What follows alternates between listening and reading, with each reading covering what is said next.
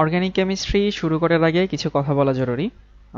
কথাটা হচ্ছে এরকম, প্রথমত মাথা থেকে এটা ঝেড়ে ফেলতে হবে যে অর্গানিক কেমিস্ট্রি কোনো কঠিন চ্যাপ্টার। এটা মাথা থেকে ঝেড়ে ফেলতেই হবে, কারণ অর্গানিক কেমিস্ট্রি সত্যি কথা কোনো কঠিন চ্যাপ্টার না। আমি তোকে এই ক্লাসগুলো শেষ করার পরে আমি নিজ মুখেই সবার মুখ থেকে আমি শোনাবো যে অর্গানিক কেমিস্ট্রি ইজি চ্যাপ্টার। হ্যাঁ, এটা একটা বড় চ্যাপ্টার, এই কথা অস্বীকার করার কোনো সুযোগ নাই যে এটা ছোট চ্যাপ্টার। এটা বড় চ্যাপ্টার, এখানে হয়তো কন্টেন্টের পরিমাণ বেশি, টপিকের পরিমাণ বেশি, কিন্তু এটা মুখস্থ করার চ্যাপ্টার না। এখানে এমন কিছু নাই যেটা একদম হুবহু মুখস্থ করা লাগে। এই চ্যাপ্টারটাও প্রচণ্ড লজিক্যাল, এবং আমি বললামই তো, সবগুলো ক্লাস শেষে আমি সবার মুখ থেকে ইনশাল্লাহ শুনবো যে হ্যাঁ, এই চ্যাপ্টারটা আসলে ইজি চ্যাপ্টার। এবং আমি এটা একটু অন্যভাবে পড়াই, মানে সবাই অর্গানিক কেমিস্ট্রি যেভাবে পড়াই আমি সেই গতানুগতিক ধারার একটু বাইরে গিয়ে পড়াই, এবং এটার রেজাল্ট ভালো। মানে এটা এমন না যে এটা আমি আন্দাজে পড়াচ্ছি, এটা অনেক দিন ধরে এটা পরীক্ষিত যে এই স্টাইল এই সিকোয়েন্সে পড়ালে স্টুডেন্টরা ভালো মতো বুঝতে পারে। আর কথা হচ্ছে যে অর্গানিক কেমিস্ট্রি হোক অন্য যে কোনো চ্যাপ্টার হোক, যখন কোনো একটা চ্যাপ্টার শুরু হয় তখন সেই চ্যাপ্টার আমি কতটা ভালো পারবো কি পারবো না সেটা সম্পূর্ণ ডিপেন্ড করে যে আমি ক্লাসগুলো রেগুলার করছি কিনা, এবং আমি অ্যাটেন্ডেন্ট মানে আমি ক্লাসে মনোযোগী ছিলাম কিনা, এবং বাসায় নিজে প্র্যাকটিস করছি কিনা। নর্মালি যেটা হয়, কোনো একটা চ্যাপ্টার শুরু করার আগে আমাদের অনেক মোটিভেশন থাকে, আমরা অনেক মোটিভেটেড থাকি, ক্লাস করি, একটা বা দুইটা ক্লাস হয়ে যায় আমাদের মোটিভেশনটা ফল করে। এটা শুধু পড়াশোনা না, যে কোনো কাজে ব্যর্থ হওয়ার পেছনে কিন্তু একটাই কারণ দায়ী, যে খুব জোরে সোরে শুরু করি কিন্তু কন্টিনিউ করি না, শুরু করি কিন্তু আমরা আগাই না। তো শুরু করে যদি না আগাই দিন শেষে তো লাভ হবে না। ইভেন এটা শুধু এখানে না, লাইফে আসলে নতুন নতুন আইডিয়া সবার মাথায় আসে, নতুন আইডিয়া নিয়ে সবাই কাজ করে। যারা শেষ পর্যন্ত লেগে থাকে তারা ভালো করে, যারা ওই ঝরে যায় তারা ঝরেই যায়। এই জন্য ঝরে যাওয়া যাবে না, যেগুলো ক্লাস হবে সবগুলো ক্লাস একদম মনোযোগ দিয়ে করতে হবে, খাতায় নোট করতে হবে, এবং সেই অনুযায়ী বাসায় প্র্যাকটিস করতে হবে। এবং কোন দিন কি প্র্যাকটিস করতে হবে সেটা আমি প্রতি ক্লাসের শেষেই বলে দিব না, যে এই দিন বই পড়তে হবে, এই দিন খাতা পড়তে হবে, এদিন বই পড়ার দরকার নেই। এখন আর অর্গানিক কেমিস্ট্রি আমি কোনো প্রিভিয়াসলি প্রিমেড স্লাইডে নিব না, এটা আমি একেবারে ব্ল্যাঙ্ক স্লাইডে নিজের মনের মতো করে মাধুরী মেশায় পড়াবো ইনশাল্লাহ, এবং কোনো সমস্যা হবে না। আশা করি অর্গানিক কেমিস্ট্রি সবার ভালো লাগবে। আর আসলে এটা এমন আহামরি কঠিন কিছু না, এটা এমন না যে এখানে বোঝার যায় না বা এখানে অনেক প্যারা লাগে, এরকম কিছুই না। সো প্রথমে আসি যে জৈব যৌগ কাকে বলে বা জৈব যৌগ জিনিসটা কি, আমাদের তো এটুকু পড়তে হবে তাই না? সো ডেফিনেশন দিয়ে শুরু হয়। অর্গানিক কম্পাউন্ড বা জৈব যৌগ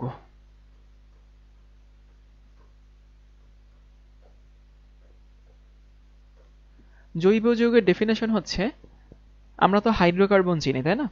হাইড্রোকার্বন কি জিনিস? হাইড্রোজেন এবং কার্বন, এদের যৌগকে বলা হয় হাইড্রোকার্বন। সো হাইড্রোজেন এবং কার্বনের যৌগকে হাইড্রোকার্বন বলে। হাইড্রোকার্বন এবং তাদের জাতক এদেরকে আমরা কি বলি? এদেরকে আমরা জৈব যৌগ বলি। তাহলে আমরা একটু রিভিউ করি, জৈব যৌগ কি জিনিস? জৈব যৌগ হচ্ছে হাইড্রোকার্বন, হাইড্রোকার্বন ও তাদের জাতক। সবাই ডেফিনেশনটা মুখস্থ করে ফেলবো, যে হাইড্রোকার্বন এবং তাদের জাতক এদেরকে আমরা কি বলি? এদেরকে আমরা জৈব যৌগ বলি। এখন এই জাতক শব্দটা নিয়ে আমাদের হয়তো অনেকের কনফিউশন থাকতে পারে, ভাই এই জাতক শব্দের অর্থ আবার কি? জাতককে ইংলিশে বলা হয় ডেরিভেটিভস, মানে ইংলিশে অর্গানিক কম্পাউন্ডের ডেফিনেশন হচ্ছে hydrocarbon and its derivatives are called organic compound.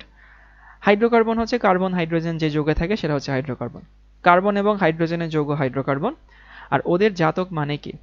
জাতক শব্দের অর্থ হচ্ছে ওইখান থেকে উৎপন্ন এবং ধর্মে মিল সম্পন্ন। তাহলে আবারও বলি, জাতক শব্দের অর্থ কি? উৎপন্ন। আমি যদি বলি যে এ বি এর জাতক, এটা মিন করে যে এ যদি বি এর জাতক হয়, এ বি থেকে তৈরি হওয়া, এবং এর ধর্ম আর বি এর ধর্ম এদের মধ্যে অবশ্যই কি আছে? অবশ্যই মিল আছে। তাহলে উৎপন্ন হতে হবে, প্লাস ওদের মধ্যে সিমিলারিটি থাকতে হবে। যদি সিমিলারিটি থাকে তাইলে তাদেরকে আমরা কি বলবো? তাদেরকে আমরা জাতক বলবো। অর্থাৎ যেগুলো সরাসরি হাইড্রোকার্বন, যেমন যদি আমি বলি মিথেন একটা হাইড্রোকার্বন, সো মিথেনে কার্বন হাইড্রোজেন আছে, মিথেন তো অর্গানিক কম্পাউন্ড, এর নিয়ে আমাদের কোনো সমস্যা নেই।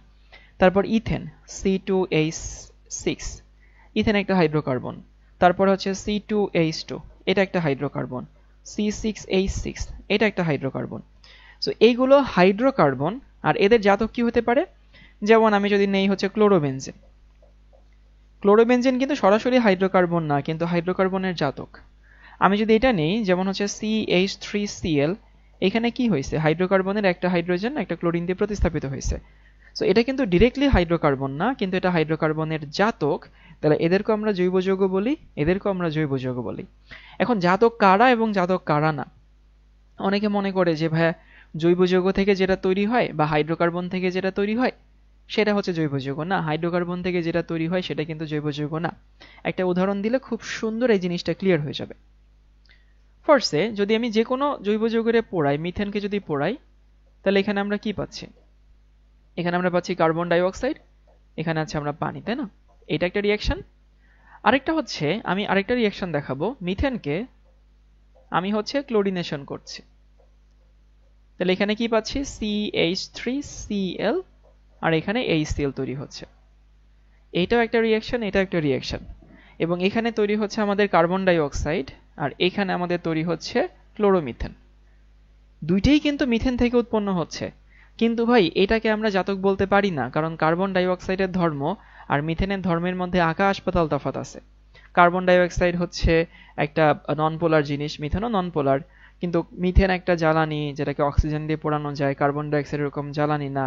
তারপর আরো অনেক ডিফারেন্স আছে। তো এই জন্য কখনই আমরা মিথেনকে কার্বন ডাই অক্সাইডের সাথে একসাথে অ্যাডজাস্ট করতে পারবো না।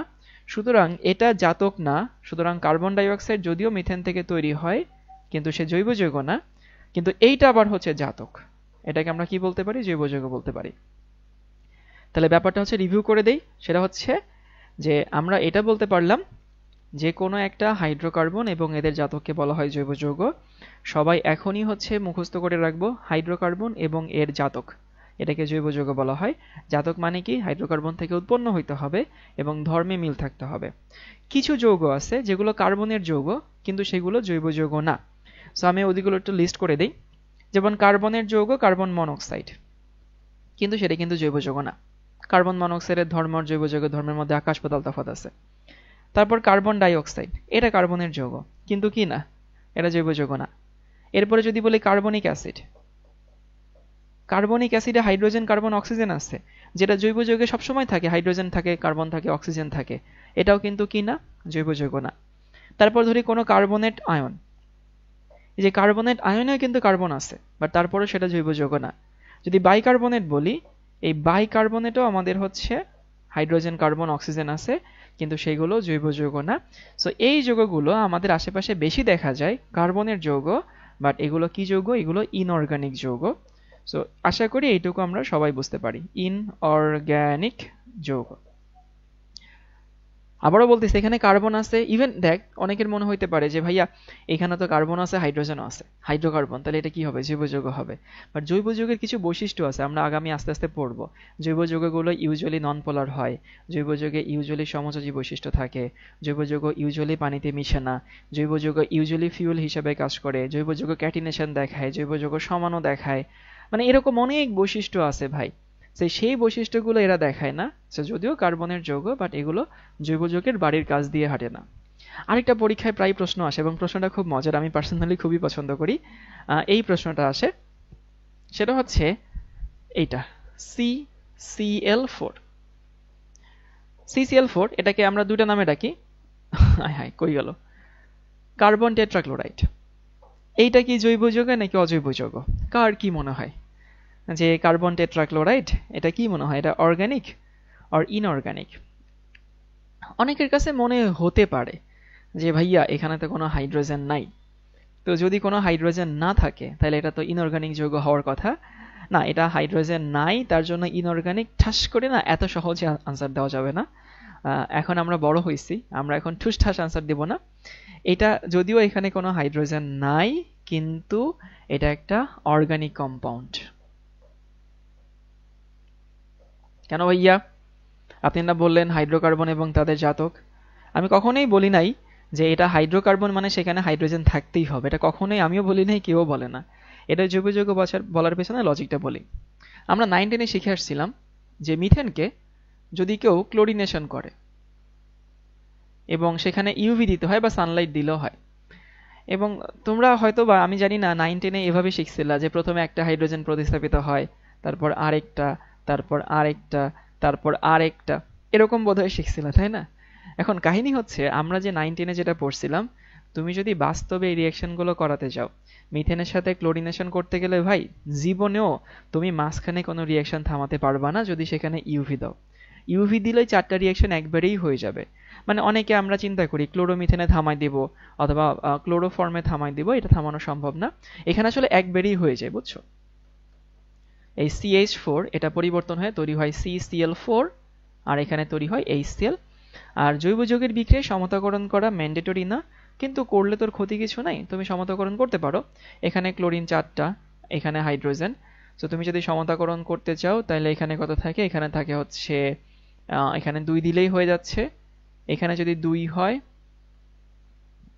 হ্যাঁ সমতাকরণ কি হবে, আমি এখানে হচ্ছে দিব কত 2, এখানে 4, এখানে হাইড্রোজেন 4টা না, সমতাকরণ নিয়ম হচ্ছে এখানে হাইড্রোজেন 4টা, এখানে যদি হাইড্রোজেন 4 হয় এখানে দিতে হবে আমাকে 4, এইখানে যদি আমি 4 দেই তাহলে এখানে আমাকে দিতে হবে হচ্ছে 4।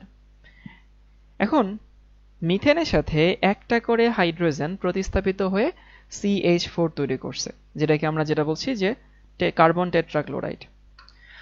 এখন তোমাকে তো এটা না বললে তুমি বুঝবা না, ভাইয়া বলতেছে বিশ্বাস করে নাও, মিথেনের ধর্মের মধ্যে এর ধর্মের বেশ মিল আছে। যেমন দেখো, মিথেন একটা নন পোলার যৌগ, এটা একটা নন পোলার যৌগ। মিথেন তুমি পানিতে ডিজলভ করতে পারবা না, CCl4ও পানিতে ডিজলভ হয় না। মিথেনও নন পোলার, এটাও নন পোলার, অনেক বৈশিষ্ট্য মিল আছে। সো এটাকে বলা হয় মিথেনের জাতক।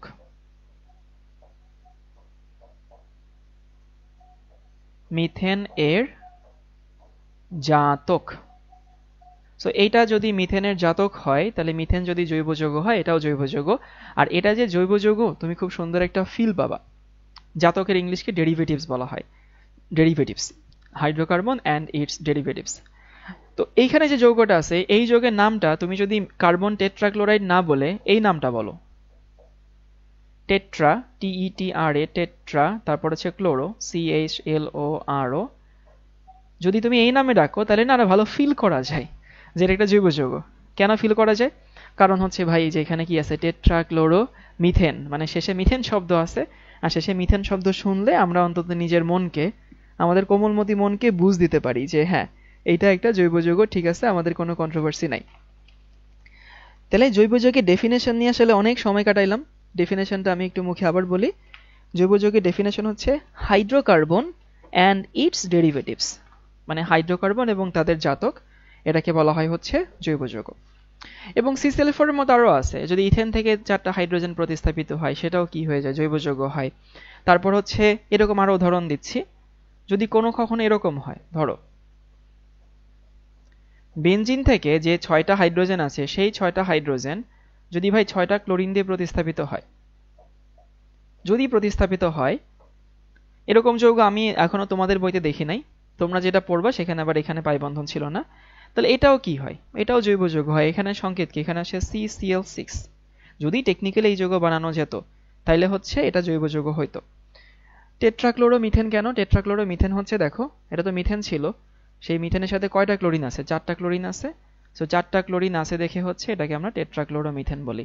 আর টেট্রাক্লোরোমিথেন বললে ভালো ফিল করা যায় এটা জৈব যৌগ। সো ডেফিনেশনটাকে আমি একটু রিভিউ করে দিই। ডেফিনেশন হচ্ছে এইটা যে hydrocarbon and their derivatives is called organic compound. তাহলে তোমরা কিন্তু হাইড্রোকার্বন আর অর্গানিক নিয়ে একটু প্যাচ খাও। অর্গানিক আর হাইড্রোকার্বন কিন্তু এক জিনিস না, অর্গানিক কম্পাউন্ডের একটা ছোট্ট পার্ট। আবারও বলছি, অর্গানিক কম্পাউন্ডের সংখ্যা অনেক বেশি, কিন্তু তার একটা ছোট্ট পার্ট, এই ছোট্ট পার্টকে আমরা কি বলি, আমরা এটাকে অর্গানিক কম্পাউন্ড বলি, হাইড্রোকার্বন বলি। সো এখানে যেরকম হচ্ছে হাইড্রোকার্বন এবং তার কয়েকটা জাতক লিখলাম, জাতক মানে ওইখান থেকে উৎপন্ন হইতে হবে এবং সেখানে ধর্মে মিল থাকতে হবে। যেমন কার্বন ডাইঅক্সাইড উৎপন্ন হয় মিথেন থেকে, বাট এটা জাতক না। CH3Cl বা CCl4 উৎপন্ন হয় এবং এটা জাতক। আমরা কয়েকটা যৌগ দেখলাম, carbon monoxide, dioxide, carbonic acid, carbonate, bicarbonate. এগুলো হাইড্রোকার্বন, হচ্ছে হাইড্রোকার্বনের যৌগ বা কার্বন হাইড্রোজেনের যৌগ, কিন্তু সেগুলো কি না, সেগুলো হচ্ছে জাতক না। ওকে, তারপরে হচ্ছে এখন বলতে পারো যে ভাইয়া হাইড্রোকার্বনকে কেন আলাদা করা হয়, অর্গানিকের ম্যাক্সিমাম হচ্ছে কার্বন হাইড্রোজেন থাকে, তো এই জন্য হাইড্রোকার্বন বলে আমরা আলাদা একটা টার্মিনোলজি লিখি। কিন্তু আমরা কখনো হাইড্রো নাইট্রো বলি না বা কার্বোনাইট্রো বলি না, কারণ হাইড্রোজেন কার্বনের একটা বিশাল পার্ট থাকে। কার্বন ছাড়া কি জৈব যৌগ হয়, কার্বন ছাড়া জৈব যৌগ না, কার্বন ছাড়া জৈব যৌগ হয় না। ওকে, সো এবার আমরা একটু হিস্ট্রি পড়ব। আমরা কয়েকটা পার্টে ভাগ করব। প্রথমে একটু ইতিহাস পড়ব, তারপরে হচ্ছে আমরা একটু বেসিক পড়ব, তারপরে আমরা মেইন পড়াশোনায় যাব। তো সবাই একটু হিস্ট্রি লিখে নেই।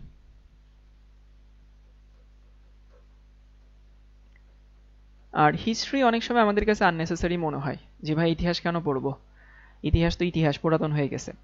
ইতিহাস পড়ার কয়েকটা কারণ আছে। এক, ইতিহাস পড়লে সেই জিনিসটা সুন্দর মতো ফিল করা যায়, ওই জিনিসটার ভেতর থেকে বোঝা যায় কেন এই জিনিসটা হলো, কেন আমরা করলাম এটা, বা মানব সভ্যতার ইতিহাসে এটা কিভাবে কাজে লাগছে, এটা ফিল করা যায়। আর ইতিহাসের সব থেকে বড় গুরুত্ব হচ্ছে তুমি যদি ইতিহাস পড়ো তাহলে এইটা মানুষকে আবিষ্কারকে উৎসাহ করে। যেমন আমরা এখানে ২-৩ জন মানুষের নাম বলবো, যেমন ফ্রেডরিক ভোলারের নাম বলবো, ভার্জিলিয়াসের নাম বলবো, যারা একজন ৩00-৪০০ বছর আগে মারা গেছেন, বাট তারপরও পৃথিবীতে তারা বেঁচে আছেন তাদের কাজের মাধ্যমে। সো আমরা যদি তাদেরকে মনে না রাখি তাহলে নতুন কেউ কিছু করতে চাইবে না, কারণ মানুষ তো উৎসাহ পাবে না। আমরা যদি বলি যে ভার্জিলিয়াস সে 1815 সালে ভাই প্রাণশক্তি মতবাদ দিছে, তা আবার ভুল ছিল, তো আমি কেন পড়বো? দিছে তো ভাই। একটা কাজ শুরু করা অনেক কঠিন কাজ, ভুল হোক ঠিক হোক পার্শিয়ালি ঠিক হোক, শুরুতে একটা কাজ আনা, একটা আইডিয়া, একটা কনসেপ্ট জেনারেট করা অনেক কঠিন, এবং তাকে প্রপার রেসপেক্ট দেওয়া উচিত। আর ইতিহাসকে সম্মান দেওয়া মানে হচ্ছে ভবিষ্যতে আরো নতুন ইতিহাস তৈরি হওয়ার সম্ভাবনা বাড়িয়ে দেওয়া। আমরা সেই জন্য ইতিহাস পড়ি। এখন প্রথমত তুমি যদি তোমার আশেপাশে দেখো যে জৈব যৌগগুলো আসলে কোথায় তৈরি হয়, একটু খেয়াল করে দেখি আমরা কি দিয়ে তৈরি। আমরা হচ্ছে মানুষ, আমরা রক্ত মাংস দিয়ে তৈরি। আমরা কি কি তৈরি? প্রোটিন, একটা অর্গানিক কম্পাউন্ড, অ্যামাইনো অ্যাসিড মিলে মিলে প্রোটিন তৈরি করে। আমাদের মধ্যে লিপিড আছে, ফ্যাটি অ্যাসিডের চেইনকে আমরা হচ্ছে লিপিড বা তেল বলি। আমরা হচ্ছে কার্বোহাইড্রেট আছে আমাদের মধ্যে। কার্বোহাইড্রেট মানে হচ্ছে আমরা অনেকগুলো মনোস্যাকারাইড মিলে মিলে কার্বোহাইড্রেট তৈরি করি। এখন মনোস্যাকারাইড, তারপর হচ্ছে amino acid, fatty acid, whatever you say, whatever you can imagine in life science, everything is organic compound. সবাই, মানে আমরা যে ভাত খাই অর্গানিক, আমরা যে শাকসবজি খাই অর্গানিক, আমরা যে ডিম খাই অর্গানিক, মাংস খাই অর্গানিক, মাছ খাই অর্গানিক, সবই অর্গানিক। তো এইগুলো দেখে ইভেন দেখো আমাদের পৃথিবীতে যত কেমিক্যাল রিয়েকশন হয়, কেউ কি বলতে পারবা যে কেমিক্যাল রিয়েকশনের মধ্যে সব থেকে ইম্পর্টেন্ট রিয়েকশন কোনটা, যে রিয়েকশন না হইলে মানবজাতি ঠুসঠাস যে কোনো সময় খাওয়ান দাওয়ান পাইতো না? পৃথিবীতে যত কেমিক্যাল রিয়েকশন আছে তার মধ্যে মোস্ট ইম্পর্টেন্ট কেমিক্যাল রিয়েকশন কোনটা? মোস্ট ইম্পর্টেন্ট কেমিক্যাল রিয়েকশন হচ্ছে ফটোসিনথেসিস, মানে যেটাকে আমরা বাংলায় কি বলি, সালোক সংশ্লেষণ। তো সালোক সংশ্লেষণ বিক্রিয়াতে কি হয়? বাতাসের কার্বন ডাই অক্সাইড পানির সাথে যুক্ত করে সূর্যের আলোর সাহায্যে ক্লোরোফিল কি তৈরি করে? C6H12O6 আর অক্সিজেন তৈরি করে, তাই না? মানে সালোক সংশ্লেষণ বিক্রিয়া কি কি তৈরি হয়? অক্সিজেন তৈরি হয়। সমতাকরণ করে এখানে 6 নাও, আর হাইড্রোজেন এখানে 12 আছে, তার মানে তুমি এখানে 6 নাও। এখন এই যে তৈরি হইলো, মানে এখানে গ্লুকোজ তৈরি হইলো, সেই গ্লুকোজকে আমরা বলি না যে খাবারের প্রাথমিক ইউনিট, এটাও কি একটা জৈব যৌগ? তো এগুলো দেখার পরে বার্জেলিয়াস, আমি একটু ওনার নামটা এখানে লিখে দিই, ওনার নাম হচ্ছে বার্জেলিয়াস।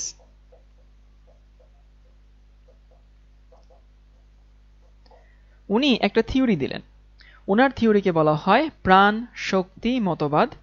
সো এটাকে ইংলিশে বলা হয় vital force theory, vital force theory, বা বাংলায় বলা হয় প্রাণ শক্তি মতবাদ।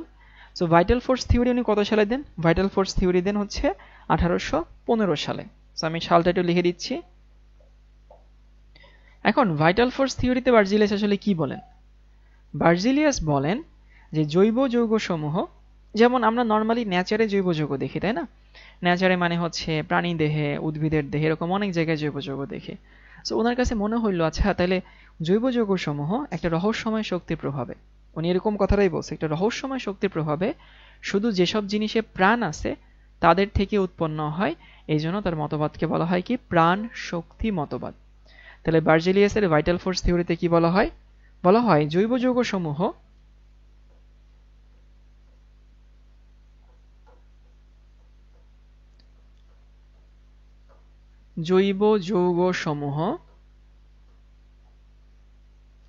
বিশেষ রহস্যময় শক্তির দ্বারা, বিশেষ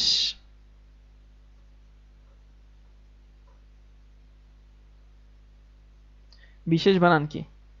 জৈব যৌগসমূহ বিশেষ রহস্যময় শক্তির দ্বারা, বা কোন রহস্যময় শক্তি দিয়ে লিখি, বিশেষ বানান ভুলে গেছি, কোনো রহস্যময় শক্তির দ্বারা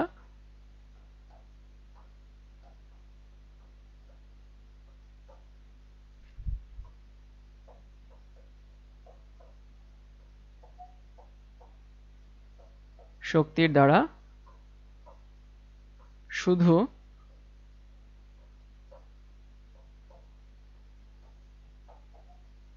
জীবদেহে উৎপন্ন হয়। এইটা ওনার ধারণা ছিল এবং উনি মনে করতেন যে জৈব যৌগসমূহ ল্যাবে তৈরি করা সম্ভব না, মানে আর্টিফিশিয়ালি জৈব যৌগ বের করা সম্ভব না। তাহলে কি বলছিলাম, যে জৈব যৌগসমূহ কোনো রহস্যময় শক্তির দ্বারা শুধু প্রাণী দেহে উৎপন্ন হয়, যাদের প্রাণ আছে, সেটা উদ্ভিদ হতে পারে, সেটা প্রাণী হতে পারে। তো সেটাকে আমরা কি বলি, সেটাকে আমরা প্রাণ শক্তি মতবাদ বলি। মানে প্রাণের মধ্যে একটা শক্তি আছে যেটা দিয়ে জৈব যৌগ তৈরি করা যায়, যেটা আমি ন্যাচারে তৈরি করতে পারবো কিন্তু ল্যাবে আর্টিফিশিয়ালি বা সিনথেটিক আমি করতে পারবো না, সেটাকে বলা হয় জৈব যৌগ, মানে প্রাণ শক্তি মতবাদ। এখন এইটা কি ঠিক নাকি এটা ভুল? এটা অবশ্যই ভুল, তাই না? কেন ভুল? এই ভুলটা প্রথম প্রমাণ করছে কে? আগে একটু সালটা মনে রেখো, যে প্রাণ শক্তি মতবাদ কে দিছে? প্রাণ শক্তি মতবাদ দিছে হচ্ছে বার্জিলিয়াস। ওকে, মতবাদ কত সালে দিছিল? 1815 সালে। এই মতবাদকে ভুল প্রমাণ করে হচ্ছে একজন সায়েন্টিস্ট, তার নাম হচ্ছে ফ্রেডরিক ভোলার। ইনার নামের উচ্চারণটা একটু একটু উদ্ভট, বুঝছো? সো ওনার নামটা হচ্ছে ফ্রেডরিক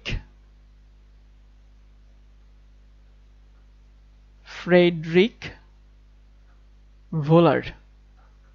আচ্ছা, ওনার নামের উচ্চারণটা আমি একটু বলে দিই। ইনি কিন্তু ফ্রেডরিক হোলার না, মানে অনেক বইতে হয়তো লেখা থাকবে ফ্রেডরিক হোলার, না, ইনি ফ্রেডরিক হোলার না। আবার কোনো বইতে লেখা থাকে ফ্রেডরিক উলার, কোনো বইতে ফ্রেডরিক ভোলার। এটা হও না, এটা ভও না, এটা হচ্ছে ফ্রেডরিক ভোলার। হ এবং ভ এর মাঝখানে কিছু একটা উচ্চারণ করতে হবে। ফ্রেডরিক ভোলার, হ এবং ভ। আবারও বলছি যে হ এবং ভ। হ্যাঁ, উনি একজন জার্মান এবং জার্মানদের নাম একটু এরকম হয়, ভোলার, হ এবং ভ এর মাঝখানে। সো ফ্রেডরিক ভোলার, উনি ওনার ল্যাবে কাজ করতে করতে কোনো একটা রিয়াকশন করতে হচ্ছিল, এবং ওনার কোন রিয়াকশনটা করতে হচ্ছিল জানো? উনি ওনার ল্যাবে আচমকা, এটা এক এক বইতে এক এক রকমের রিয়াকশন দেওয়া আছে। সো ওনার রিয়াকশন ছিল এইটা, ওনার লেড সায়ানাইড, কোন একটা কারণে লেড সায়ানাইডের সাথে উনি বিক্রিয়া করতে চাচ্ছিল হচ্ছে অ্যামোনিয়াম ক্লোরাইড। মানে ওনার কাছে লেড সায়ানাইড ছিল এবং হচ্ছে অ্যামোনিয়াম ক্লোরাইড উনি বিক্রিয়া করতে চাচ্ছিল, এবং এই বিক্রিয়াতে কিছু হিট উৎপন্ন হয়, মানে হিট দরকার হয়। সো হিট দিয়ে কি হবে, এখানে লেডের সাথে ক্লোরিন মিলে লেড ক্লোরাইড তৈরি করে, PbCl2, দ্বিপ্রতিস্থাপন বিক্রিয়া। আর এইখানে যে সায়ানাইড মূলক আছে, এখানে অ্যামোনিয়াম মিলে অ্যামোনিয়াম সায়ানাইড তৈরি করে। এই হচ্ছে আমাদের অ্যামোনিয়াম সায়ানাইড। সমতাকরণ করলে এখানে ক্লোরিন 2টা, এখানে 2 দাও, এখানে 2 দাও। সো উনি ওনার রিয়াকশনে, ওনার দরকারে এই রিয়াকশনটা করতে হচ্ছিল কোনো কারণে, যে লেড সায়ানাইড তাকে হিট দিলে, অ্যামোনিয়াম ক্লোরাইড দিয়ে হিট দিলে লেড ক্লোরাইড অ্যামোনিয়াম সায়ানাইড তৈরি হয়। কিন্তু যে পরিমাণ হিট দরকার ছিল ওইখানে যে পরিমাণ হিট আসলে উনি ইন্টেন্ড করছিলেন যে পরিমাণ হিট দিবেন, হিট একটুখানি বেশি পড়ে গেছিল। ওই যে একটুখানি বেশি যে হিট পড়ছে, ওই অ্যামোনিয়াম সায়ানাইড সেই হিটে বিয়োজিত হয়ে তৈরি করছে কি, এখানে তৈরি করছে হচ্ছে ইউরিয়া, মানে এখানে হচ্ছে H2N, দেন হচ্ছে CO, এখানে NH2। সো এইটা বিয়োজিত হয়ে তৈরি করলো আমাদের ইউরিয়া। এখন এখানে ঘটনাটা কি ঘটলো? ঘটনাটা ঘটলো, দেখো ভাইয়া, এখানে যে ইউরিয়া তৈরি হয়েছে সেটা একটা organic compound, urea organic compound, কিন্তু এইটা আবার কি, অ্যামোনিয়াম সায়ানাইড ইনঅর্গানিক। ইভেন এই লেড সায়ানাইড, তারপর হচ্ছে অ্যামোনিয়াম ক্লোরাইড, সবাই ইনঅর্গানিক। তাহলে উনি এমন একটা মতবাদ দিছিল, উনি এটা দিছিল হচ্ছে 1828 সালে। 1815 সালের মোট কত বছর পরে, 12 বছর পরে 1828 সালে এই মতবাদটা দিলেন।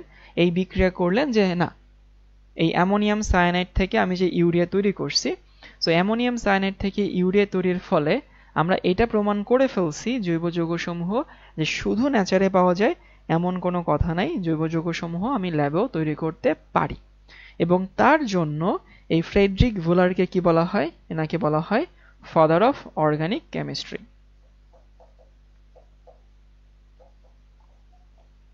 ফাদার অফ অর্গানিক কেমিস্ট্রি বা জৈব যৌগের জনক। আর যেহেতু জনকের কথাটা আসলো, আমি 3টা জিনিস একটু লিখে দেই। সেটা হচ্ছে, একটা হচ্ছে প্রাচীন রসায়নের জনককে জানা আছে সবার? প্রাচীন রসায়ন, প্রাচীন রসায়নের জনক হচ্ছে জাবের ইবন হাইয়ান বা জাবির ইবনে হাইয়ান।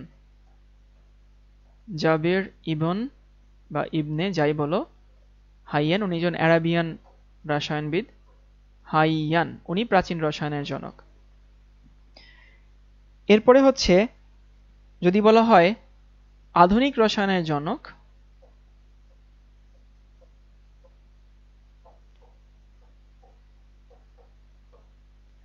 আধুনিক রসায়নের জনক হচ্ছে অ্যান্টনি ল্যাভুইশিয়ে, একজন ফ্রেঞ্চ কেমিস্ট।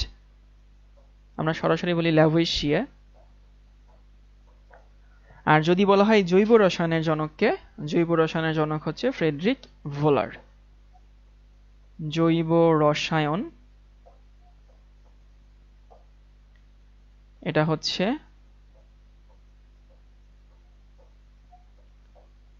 ফ্রেডরিক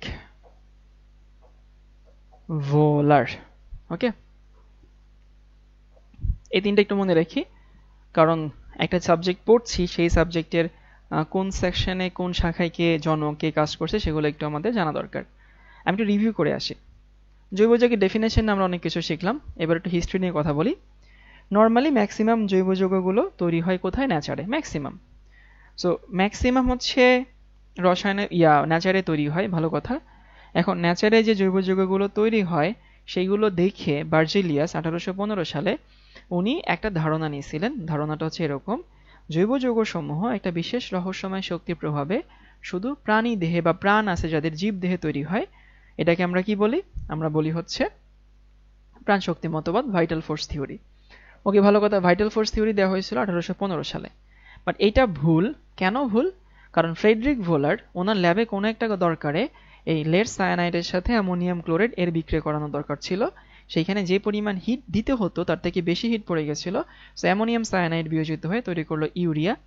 ইউরিয়া একটা যৌগ যেটা জৈব যৌগ, বাট যেগুলো থেকে তৈরি হয়েছে সেগুলো জৈব যৌগ না।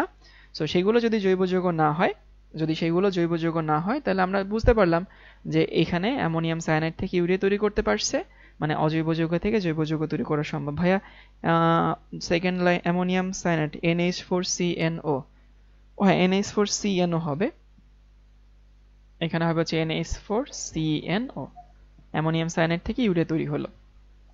আর যদি কখনো সরাসরি প্রাচীন রসায়নের জনক জাবির ইবন হাইয়ান, আধুনিক রসায়নের জনক ল্যাভুইশিয়ে, জৈব রসায়নের জনক ফ্রেডরিক ভোলার, যদি কখনো শুধু রসায়নের জনক বলে তাও ল্যাভুইশিয়ে হচ্ছে রসায়নের জনক, এটা বেশি প্রচলিত। এবার আমরা কিছু বেসিক শিখব। সো আমরা একটু বেসিক শিখে আসি। এসো কিছু বেসিক শিখি জৈব যৌগের।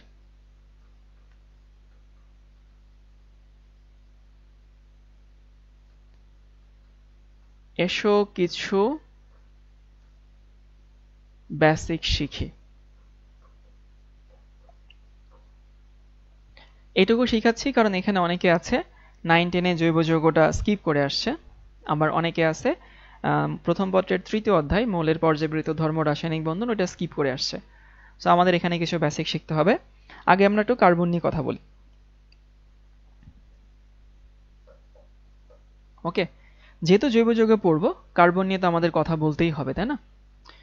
এখন কার্বন নিয়ে কি কি শিখতে হবে আমাদের? কার্বন নিয়ে শিখতে হবে, আমরা জানি পর্যায় সারণীতে কার্বন একটা মৌল এবং কার্বনের পারমাণবিক সংখ্যা হচ্ছে 6, কার্বনের ভর হচ্ছে 12। ওকে, কার্বনের অবস্থান কোথায়? কার্বনের অবস্থান হচ্ছে গ্রুপ 14 এবং পর্যায় কত? পর্যায় হচ্ছে 2। এই হচ্ছে কার্বনের মোটামুটি অবস্থান। ওকে, কার্বনের ইলেকট্রন বিন্যাস যদি করি তাহলে ইলেকট্রন বিন্যাস হচ্ছে এরকম 1s2 2s2 2p2। এখন এই যে 2p উপশক্তি স্তরে আমাদের 2টা ইলেকট্রন আছে, তাই না? সো আমি যদি এটা চিন্তা করি যে এটা আমাদের যেহেতু যোজনী শক্তি স্তর, এখন এটাকে তুমি যদি এলাবোরেটলি দেখাও তাহলে আসলে কি দাঁড়ায়? এই s এ আমাদের 2টা ইলেকট্রন আছে। আমি যদি এখানে একটু বক্স এঁকে দেখাই যে এই যে আমাদের একটা বক্স আর এই আমাদের আরেকটা বক্স s এবং p তে। সো s এ আছে 2টা ইলেকট্রন আর p তে আছে হচ্ছে 2টা ইলেকট্রন। ওকে, ভালো কথা।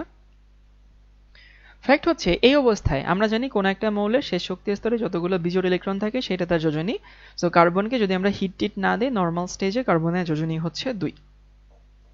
এই যে এইভাবে কার্বনের যোজনী 2।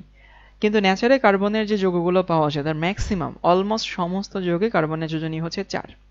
সেখানে কেন হয়, কার্বনকে একটুখানি হিট দিলেই আসলে কি হবে, এই ইলেকট্রনটা এইখানে চলে যায়, তখন ইলেকট্রন বিন্যাস হয় হচ্ছে 1s2, এখানে 2s1 এবং হচ্ছে 2p3।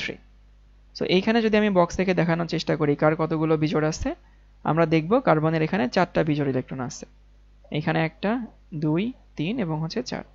সো এই অবস্থায় কার্বনের যোজনী হচ্ছে 4 এবং এটাই কার্বনের কমন যোজনী যেটা ম্যাক্সিমাম যৌগের মধ্যে পাওয়া যায়। তাহলে বেসিকটা হচ্ছে কার্বন পর্যায় সারণীর 6 নম্বর মৌল, কার্বনের পারমাণবিক সংখ্যা 6, ভর 12 এবং কার্বন হচ্ছে তার যোজনী 2 হয় এবং 4 হয়, ম্যাক্সিমাম টাইমে তার যোজনী 2 হয়, 4 হয়। এরপর আসি কার্বনের দুইটা রূপভেদ আছে। কি কি রূপভেদ? আমরা জানি কার্বন একটা অ্যালোট্রপিক মৌল, অ্যালোট্রপিক বা রূপভেদ। রূপভেদ কার রূপভেদ ভাইয়া? কার্বনের রূপভেদ। কি কি দিয়ে তৈরি? কার্বন একটা হচ্ছে গ্রাফাইট, GRAPHITE, গ্রাফাইট, আরেকটা হচ্ছে ডায়মন্ড। দুটোটাই কার্বন। কার্বন হচ্ছে দুইটা, মানে দুইটা হচ্ছে আমাদের ফর্মে থাকে ন্যাচারে, গ্রাফাইট এবং ডায়মন্ড। গ্রাফাইট এবং ডায়মন্ডের মধ্যে মেইন ডিফারেন্স হচ্ছে গ্রাফাইটে কার্বনে থাকে sp2 সংকরায়ন, সংকরায়ন নিয়ে একটু পরে কথা বলবো কার্বনের, আর ডায়মন্ডে থাকে হচ্ছে sp3 সংকরায়ন। এখন গ্রাফাইটে sp2 সংকরায়ন, ডায়মন্ডে sp3 সংকরায়ন। তো আমরা একটু সংকরায়ন শিখে আসি, তারপরে এখানে আসি। সবাই একটু টাইটেল লিখে নাও, কার্বনের সংকরায়ন বা হাইব্রিডাইজেশন অফ কার্বন। হাইব্রিডাইজেশন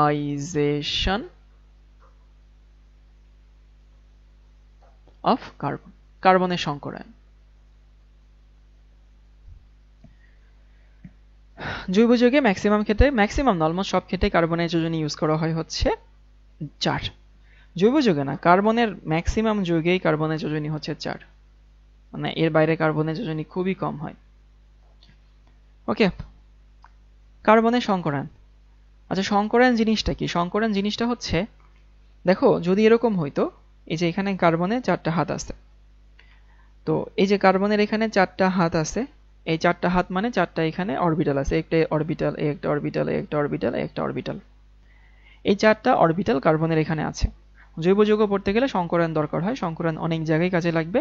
তো যদি আমরা আগে কেউ শিখে না থাকি তাও সমস্যা নেই, আমরা এই ক্লাসে সংকরায়নটা স্মুথলি শিখে ফেলব।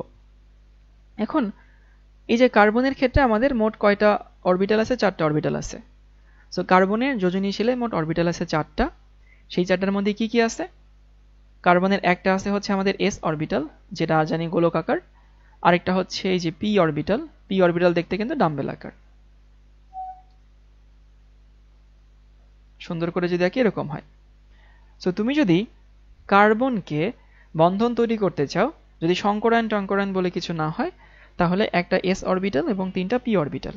তাহলে এই একটা s অরবিটাল এবং 3টা p অরবিটাল। আমরা তো ছোটবেলায় শিখছি যে s অরবিটাল দেখতে বর্তুলাকার বা স্ফেরিক্যাল শেপ অথবা হচ্ছে গোলকাকার, আর p হচ্ছে ডাম্বেল শেপ, এরকম চ্যাপ্টা চ্যাপ্টা থাকে। এবার চিন্তা করো যদি এখানে মিথেন তৈরি হতে চায়, তাহলে এখানে সমযোজী বন্ধন তৈরি করতে কে আসবে? হাইড্রোজেন আসবে। এখানেও সমযোজী বন্ধন তৈরি করতে কে আসবে? হাইড্রোজেন আসবে। এখানেও সমযোজী বন্ধন তৈরি করতে কে আসবে? হাইড্রোজেন আসবে। এখানেও হাইড্রোজেন আসবে, তাই না? এখন এইখানে যে 3টা বন্ধন হয়েছে দেখো তো, এই বন্ধনে কার কার সংকরায়ন, কার কার হয়েছে, ওভারল্যাপ হয়েছে? p এর সাথে s এর। এখানেও কিন্তু p এর সাথে s এর, এখানেও p এর সাথে s এর, আর এখানে কি হয়েছে? s এর সাথে s এর। তো যদি কেউ ওই বন্ধনের পার্টটা পড়ে থাকো, নর্মালি কি হয় যে p এর সাথে s এর বন্ধনটা s এর সাথে s এর বন্ধন থেকে শক্তিশালী হয়। এটা সমযোজী বন্ধনের বেসিক রূপ। এইখানে আমরা এখন না যাই, এটা ফার্স্ট পেপারের জিনিস।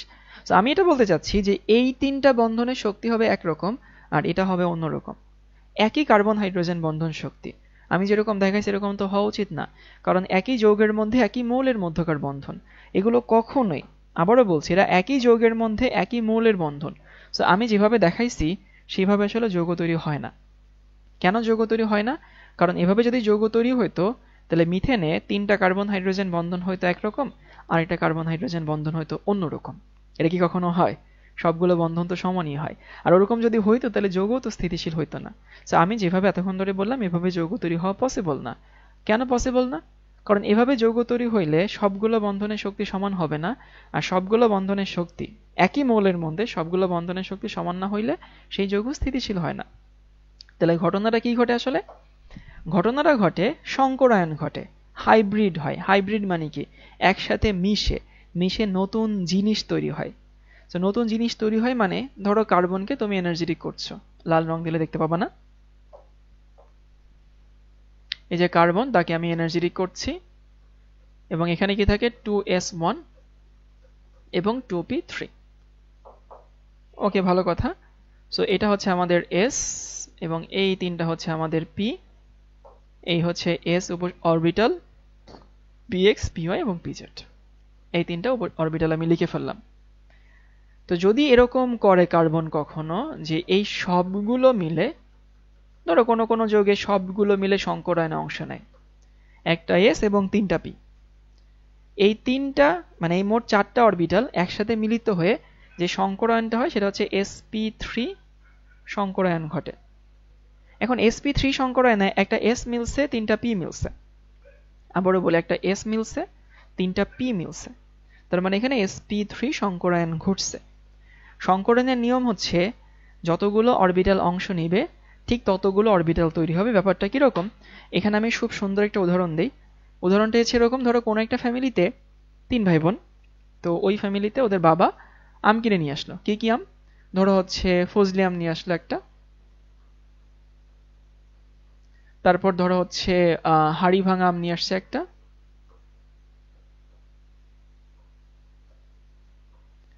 আর ধরো নিয়ে আসছে হচ্ছে ফজলি, হাড়ি ভাঙা, আর কি আছে আমের নাম? আমের নামই তো ভুলে গেছে। ধরো হচ্ছে হিমসাগর আম নিয়ে আসছে। এখন এই 3 রকমের আম নিয়ে আসছে, 3 ভাই বোনকে ভাগ করে দিছে। সো 3জন 3টা আম খাইতেছে, বাট কেউ না পুরোপুরি সন্তুষ্ট হইতে পারছে না। কেন? এই মনে করছে যে ওর ওর আমটা বোধহয় আমার থেকে, 3টা আমের শেপ সেম না, 3টা আমের ফ্লেভার সেম না, কোনো কিছুই সেম না। সো এই মনে করছে ওরটা মনে হয় আমার থেকে বেশি মিষ্টি, ও মনে করছে ওরটা মনে হয় আমার থেকে বেশি মিষ্টি, তাই না? এরকম সন্দেহ তো ভাই বোনের মধ্যে হয়, প্রায়ই হয়। এখন এটা তুমি কিভাবে সর্ট আউট করবা? খুব সহজেই করা যায়। ওদের কাছ থেকে এই আম 3টা একসাথে আবার নিয়ে নাও, নিয়ে একটা ব্লেন্ডার নাও, ব্লেন্ডার নিয়ে ব্লেন্ডারে সেই আমটা ব্লেন্ড করো। ওকে, ব্লেন্ড করে তারপরে হচ্ছে ওদের 3জনকে সেই আমটা ভাগ করে দাও। কি হিসাবে? তুমি ভাগ করে দিবা হচ্ছে জুস বানায়। সো আগেও 3জন খাইতো, এখনো 3জন খাচ্ছে, এবং আগে একজন যে পরিমাণ আম খাইতো ধরো এখন সেই পরিমাণ আমই খাচ্ছে। কিন্তু এখন ঝামেলা মিটে গেছে, কারণ এটা ফজলি না হাড়িভাঙা না হিমসাগর তার কোনো অস্তিত্ব নাই। এটাও কি ফজলি না হাড়িভাঙা না হিমসাগর তার কোনো অস্তিত্ব নাই। এটা এখন আমের জুস হয়ে গেছে, এটা এখন আমের জুস হয়ে গেছে, এটা এখন আমের জুস হয়ে গেছে। জুস বানানোর সার্থকতা এখানেই, সবগুলোর টেস্ট, ফ্লেভার, চেহারা, আকার, আকৃতি সব সমান হয়ে গেছে। এখন সংকরণের ফলেও ওই সেম ঘটনাই ঘটে। এখানে 4টা অরবিটাল একসাথে মিলে নতুন 4টা অরবিটাল তৈরি করে। নতুন 4টা অরবিটাল যে তৈরি হয় সেই অরবিটালগুলোর শক্তি বলি, লোভ বলি, সেইগুলো সব কি হয়ে যায়? সমান হয়ে যায়। তাহলে সংকরণের উদ্দেশ্যই হচ্ছে সমশক্তির সমসংখ্যক নতুন অরবিটাল তৈরি হওয়া। আমি স্টেটমেন্টটা একটু লিখে দিই, সাদা রং দিয়ে লিখি।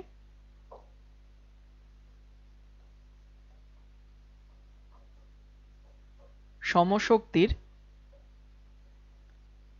সমসংখ্যক নতুন অরবিটাল তৈরি হওয়া। নতুন অরবিটাল তৈরি হয় যে কোনো সংকরণে। যদি 2টা অংশ নেয় তাহলে 2টা নতুন অরবিটাল তৈরি হবে।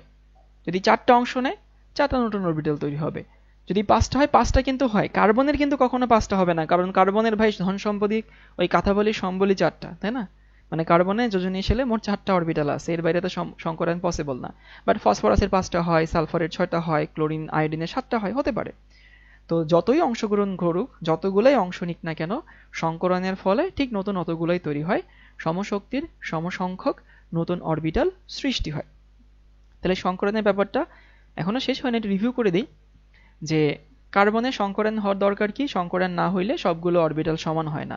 সবগুলো অরবিটাল সমান না হইলে সবগুলো বন্ধনের শক্তিও সমান হয় না, আর সবগুলো বন্ধনের শক্তি যদি সমান না হয় তাহলে বন্ধনটা যৌগটা স্থিতিশীল হয় না। ওকে, তাহলে কার্বনের কি ঘটে? সংকরণে যতগুলো যৌগ অংশ নেয়, যতগুলো যৌগ অংশ নেবে ততগুলো নতুন অরবিটাল তৈরি হবে, বাট নতুন অরবিটালগুলোর শক্তি কি হবে? সমান হবে। এই যে এখানে দুইটা স্টেটমেন্ট ইম্পর্টেন্ট, একটা হচ্ছে সমশক্তির, একটা হচ্ছে সমসংখ্যক। চারটা অংশ নিলে চারটা তৈরি হবে, তিনটা অংশ নিলে তিনটা তৈরি হবে, দুইটা অংশ নিলে দুইটা তৈরি হবে, বাট যতগুলো অংশ নিবে ততগুলোই তৈরি হবে, যতগুলো তৈরি হবে সবগুলো শক্তি কি হবে? সমান হবে। এই হচ্ছে সংকরায়নের মেইন কনসেপ্ট। এখন আমরা তো অন্য র্যান্ডম সংকরায়ন পড়বো না, আমরা পড়বো কার্বনের সংকরায়ন। সো কার্বনের সংকরায়ন আসলে উচিত কি জানো? আমি হয়তোবা তোমাদের সংকরায়ন দেখাই বন্ধন দেখাচ্ছি, বাট আসলে সায়েন্সের কাজ হচ্ছে নেচারকে এক্সপ্লেন করা। তো নেচারে কার্বনের যে যৌগগুলো পাওয়া যায় সেখানে কোন সংকরায়ন ঘটে সেটা ব্যাখ্যা করা উচিত, বুঝছো? এমন না যে মিথেনে sp3 মানে sp3 সংকরায়ন হইলে মিথেন হয়, এটা না। একটা উদাহরণ দিই, যেমন আমার নাম শাওন রেজা। এখন ব্যাপারটা কি এরকম যে তোমরা আমাকে শাওন ডাকো দেখে আমার নাম শাওন রেজা? তা তো না, আমার নাম শাওন রেজা দেখে তোমরা আমাকে শাওন ভাইয়া ডাকো। ঠিক সেরকম sp3 সংকরায়ন হইলে মিথেন হয়, ব্যাপারটা এরকম না। যদি মিথেন হয় তাহলে sp3 সংকরায়ন ঘটে। তো কার্বনের সংকরায়নে সর্বোচ্চ কি হতে পারে? কার্বনের সংকরায়নে সর্বোচ্চ হতে পারে হচ্ছে sp3, কারণ এর বাইরে যাওয়ার তার সুযোগ নাই, কারণ কার্বনের যোজনী শক্তি স্তরে d বলে কিছু হয় না, f বলে তো হওয়ার প্রশ্নই আসে না। sp3 হতে পারে, sp3 না হয় sp2ও তো হতে পারে, কারণ সে তিনটা ছিল, নিল না একটা, এবং spও হতে পারে। সো কার্বনের সংকরায়ন তিন রকম হয়, sp3, sp এবং হচ্ছে sp2। sp, sp3, sp2 এর বাইরে কার্বনের সংকরায়ন হয় না। সো আমরা এইগুলো নিয়ে একটু কথা বলি। প্রথমে দেখি, আগে তোমরা এটা জানো কিনা যে সংকরিত অরবিটালগুলো,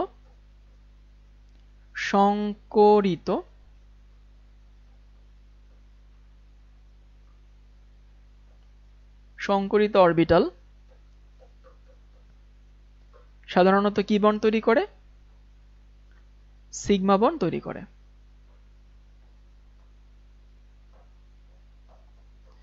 আবারও বলি, সংকরিত অরবিটাল কি বন্ড তৈরি করে?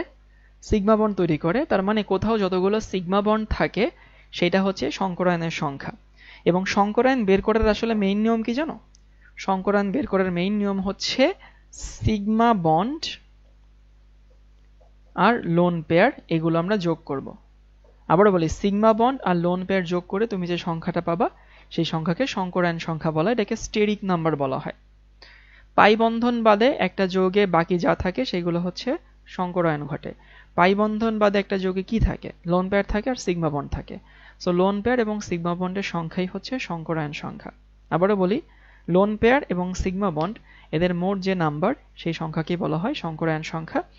এখন কার্বনের ক্ষেত্রে sp3 সংকরায়ন ঘটে, কার্বনের sp2 সংকরায়ন ঘটে, কার্বনের sp সংকরায়ন ঘটে। এর বাইরে কার্বনের কোনো সংকরায়ন হওয়া পসিবল না। তো আমাদের কাজ হচ্ছে খুঁজে বের করা কোন যৌগে sp3 হয়, কোন যৌগে sp2 হয়, কোন যৌগে sp হয়। আমি তোমাদেরকে এটা শর্টকাট বের করে দেখাই। যদি sp3 সংকরায়ন ঘটে তাহলে আমাকে একটু বলো তো ভাইয়া, আমি একটু হচ্ছে এই পাশে লিখি, sp3, sp2 এবং হচ্ছে sp। sp3 যখন হয়, এর একটু আটকাই দিই তাহলে আমার লাইন সোজা করতে সুবিধা হবে। sp3 যখন হয় তখন সংকরিত অরবিটাল কয়টা? আমরা কিছুক্ষণ আগে বলছি সমশক্তির সমসংখ্যক। সমসংখ্যক মানে কি? যখন সংকরায়ন হবে sp3 তখন চারটা অংশ নিচ্ছে, তৈরি হবে কয়টা? চারটা। sp2 যখন সংকরায়ন হয় তাহলে তিনটা অংশ নিবে, যেহেতু তিনটা অংশ নিচ্ছে তার মানে এখানে তৈরি হবে কয়টা? তিনটা। আর এখানে দুইটা অংশ নিচ্ছে, এখানে তৈরি হবে কয়টা? দুইটা।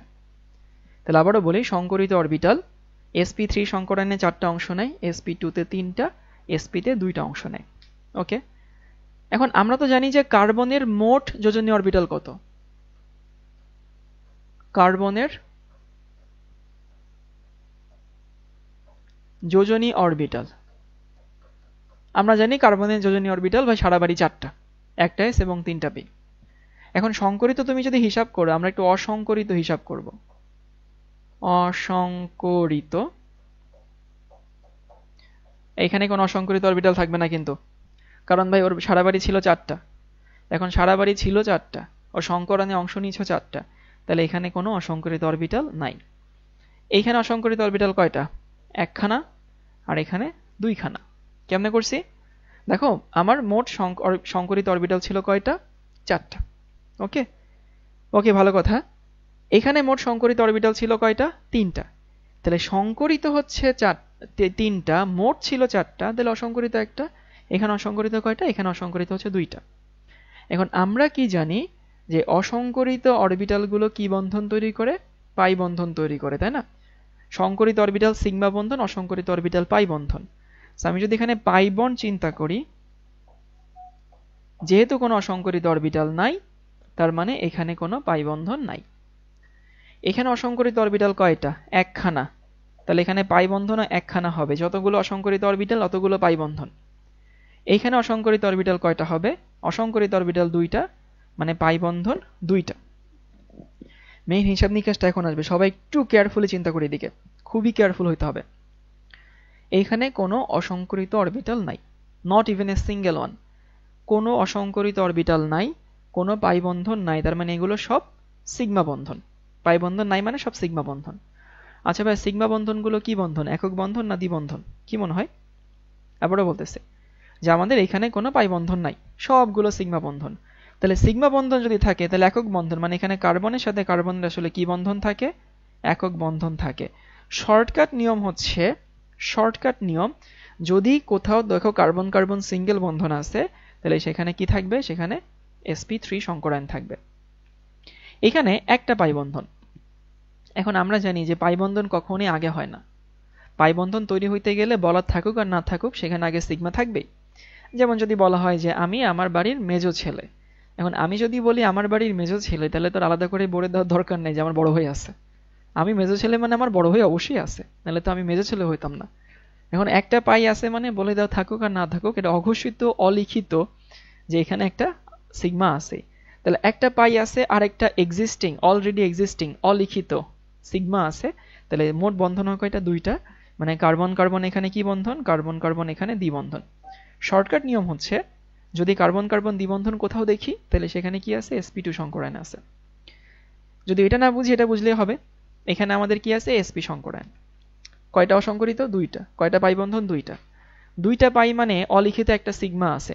কখনোই পাই বন্ধন সিগমা হওয়ার আগে হয় না, আগে সিগমা হবে তারপরে পাই হবে। তাহলে এখানে 2টা পাই আর ওই যে অলিখিত একটা সিগমা যোগ করলে 3টা হয়। তাহলে এখানে কার্বন কার্বন কি থাকবে? কার্বন কার্বন ট্রিপল বন্ড থাকবে। তাহলে শর্টকাট, শর্টকাট হচ্ছে ট্রিপল বন্ডে sp3, দ্বিবন্ধনে sp2, আর এখানে হচ্ছে sp সংকরায়ন। এটা আমরা সবাই অন্তরের অন্তঃস্থলে গেঁথে নিব, কারণ এটা আমাদের এই চ্যাপ্টারের প্রতি পদে পদে কাজে লাগবে। আমি প্রায় ঠুসঠাস বলবো, এটাই সংকরিত কার্বন, ওটা ওই সংকরিত কার্বন। এটা মনে রাখা এমন আহামরি কঠিন কিছু না। সো আমরা একটু প্র্যাকটিস করি, দেখি কি শিখাইলাম। তার আগে একটু রিভিউ করি, এখানে আমরা কি শিখছি। কার্বনের সংকরায়ন, ওকে। সো কার্বনের সংকরায়ন মানে হচ্ছে, সংকরিত অরবিটাল মানে হচ্ছে যে কয়েকটা অরবিটাল একসঙ্গে মিশবে, মিশে সমশক্তির সমসংখ্যক নতুন অরবিটাল সৃষ্টি হবে। সমসংখ্যক কেন বলছি? কার্বনের sp3 হইলে 4টা সংকরিত, sp2 হইলে 3টা সংকরিত, sp হইলে 2টা সংকরিত। যতগুলো সংকরিত তার 4 থেকে মাইনাস করে অসংকরিত পাচ্ছি, যতগুলো অসংকরিত ততগুলো পাই বন্ধন, আর পাই বন্ধনের হিসাব দিয়ে মোট বন্ধন সংখ্যা বের করা যায়, কারণ একটা সিগমা সবসময় থাকে। তাহলে শর্টকাট নিয়ম হচ্ছে কার্বনের কার্বন কার্বন সিঙ্গেল থাকলে sp3, দ্বিবন্ধন থাকলে sp2, ত্রিবন্ধন থাকলে sp। আর এখানে আরেকটা জিনিস আছে, অনেকে মনে করে যে ভাইয়া sp3 থাকলে বোধহয় হয় সিঙ্গেল বন্ধন হয়। ব্যাপারটা এরকম না। sp2 থাকলে ডাবল বন্ধন হয়, ব্যাপারটা কি রকম? sp3 এর জন্য সিঙ্গেল বন্ধন হয়, ব্যাপারটা তা না। সিঙ্গেল বন্ধনে কার্বনের sp3 সংকরায়ন ঘটে। sp2 হইলে সেখানে দ্বিবন্ধন হয়, ব্যাপারটা এরকম না। যদি দ্বিবন্ধন হয় তাহলে sp2 হয়। sp হইলে সেখানে ত্রিবন্ধন হয়, ব্যাপারটা এরকম না। যদি ত্রিবন্ধন হয় তাহলে সেখানে কি হয়? সেখানে sp হয়। এখন আমরা এখানে কিছু জিনিস প্র্যাকটিস করি। কার্বনের সংকরায়নটা আমাদের প্রচুর পরিমাণ আসে, সেটা এই চ্যাপ্টার দিয়ে আসুক বা অন্য চ্যাপ্টারের মধ্যে দিয়ে আসুক। সো আমি এখানে একটু সেভ করে রাখি।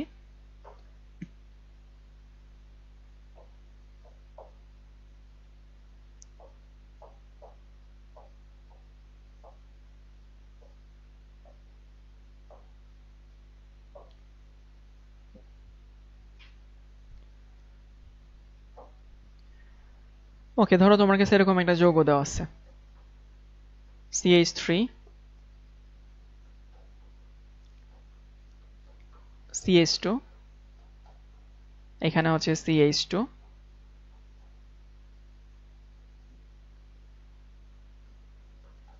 এখানে CH, এখানে CH2C ট্রিপল বন্ড, এখানে CH। আমাকে এই যৌগ দিয়ে বের করতে বলছে এখানে কোন কার্বনটা কোন সংকরিত থাকবে। সো কোন কার্বনটা কোন সংকরিত হবে, ওই যে আমরা আমাদের ওই ফর্মুলা অ্যাপ্লাই করব যে যদি আমি সিঙ্গেল বন্ধন দেখি তাহলে সেখানে sp3 সংকরায়ন। এখন এই কার্বনের সব সিঙ্গেল বন্ধন, তার মানে এই কার্বনে কি সংকরায়ন ঘটবে? sp3। এই কার্বনের সঙ্গে কোনো দ্বিবন্ধন নাই। এই কার্বনের সাথে এই যে একটা দ্বিবন্ধন আছে, এখন অনেকে বলতে পারে ভাই এই পাশে তো সিঙ্গেল বন্ধন আছে, এই পাশে দ্বিবন্ধন আছে, ভাই কোন একটা সাইডে দ্বিবন্ধন থাকলেই হয়েছে। সো যেহেতু এই পাশে দ্বিবন্ধন আছে তার মানে হচ্ছে এটা কি সংকরিত? sp2 সংকরিত। এই কার্বনের সঙ্গে কোন একটা সাইডে দ্বিবন্ধন আছে মানে sp2 সংকরিত। এই কার্বনে কোনো দ্বিবন্ধন নাই মানে sp3 সংকরিত। এই কার্বনে মানে ত্রিবন্ধন আছে sp সংকরিত, এই কার্বনে কি হবে? sp সংকরিত। আশা করি আমরা এটুকু বুঝতে পারছি যে কোন কার্বন কোন সংকরিত। আমি আরেকটা যৌগ লিখি, ধরো এরকম CH2 কার্বন, এখানে CH2, এখানে H, এখানে হচ্ছে CH। এইটা একটা সাইক্লিক যৌগ, যৌগটা একটা সাইক্লিক।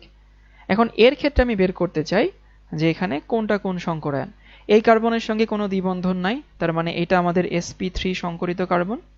এই কার্বনের সঙ্গেও দ্বিবন্ধন নাই, sp3 সংকরিত কার্বন। কিন্তু এই কার্বনের সাথে কি আছে? দ্বিবন্ধন আছে, তার মানে এটা কি হবে? sp2 সংকরিত কার্বন। আর এটাও কি হবে? sp2 সংকরিত কার্বন। এগুলো ইজি পিজি লেমন স্কুইজি। কিন্তু আমি আরেকটা উদাহরণ দিই, এটা দিয়ে অনেকে প্যারা খাবে, অ্যাডমিশন টেস্টে এরকম প্রশ্ন মাঝে মধ্যে আসে। প্রশ্নটা এরকম,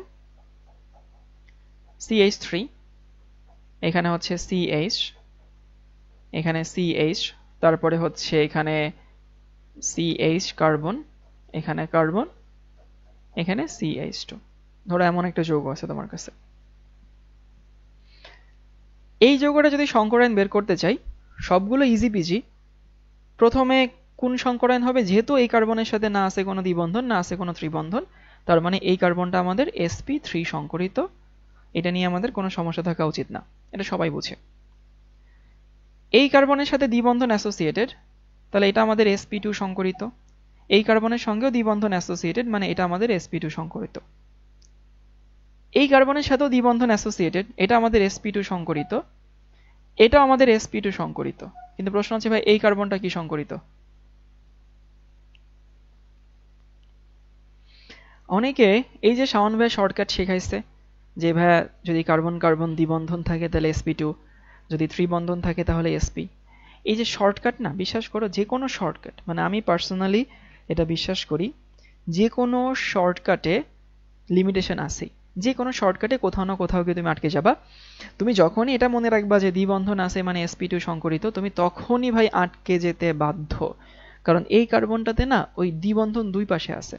সো এখানে আমরা আমাদের বেসিক নিয়মে ফেরত যাই। বেসিক নিয়ম মানে কি? সিগমা বন্ধন এবং লোন পেয়ার, তাই না?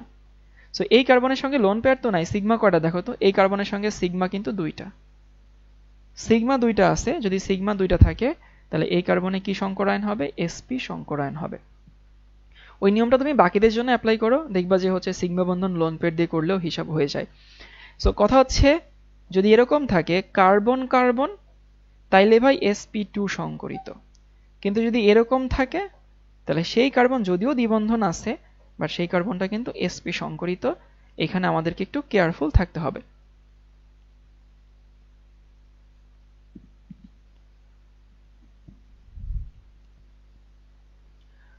ওকে, সো আমি আশা করি কার্বনের সংকরায়ন নিয়ে কোনো প্যারা হয়নি। এরপর একটু দেখি সংকরায়নগুলোর আকৃতি কেমন হয়। প্রথমে দেখি p অরবিটাল। এই হচ্ছে আমাদের পিওর p অরবিটাল, এরকম দেখে লম্বাটে হয়।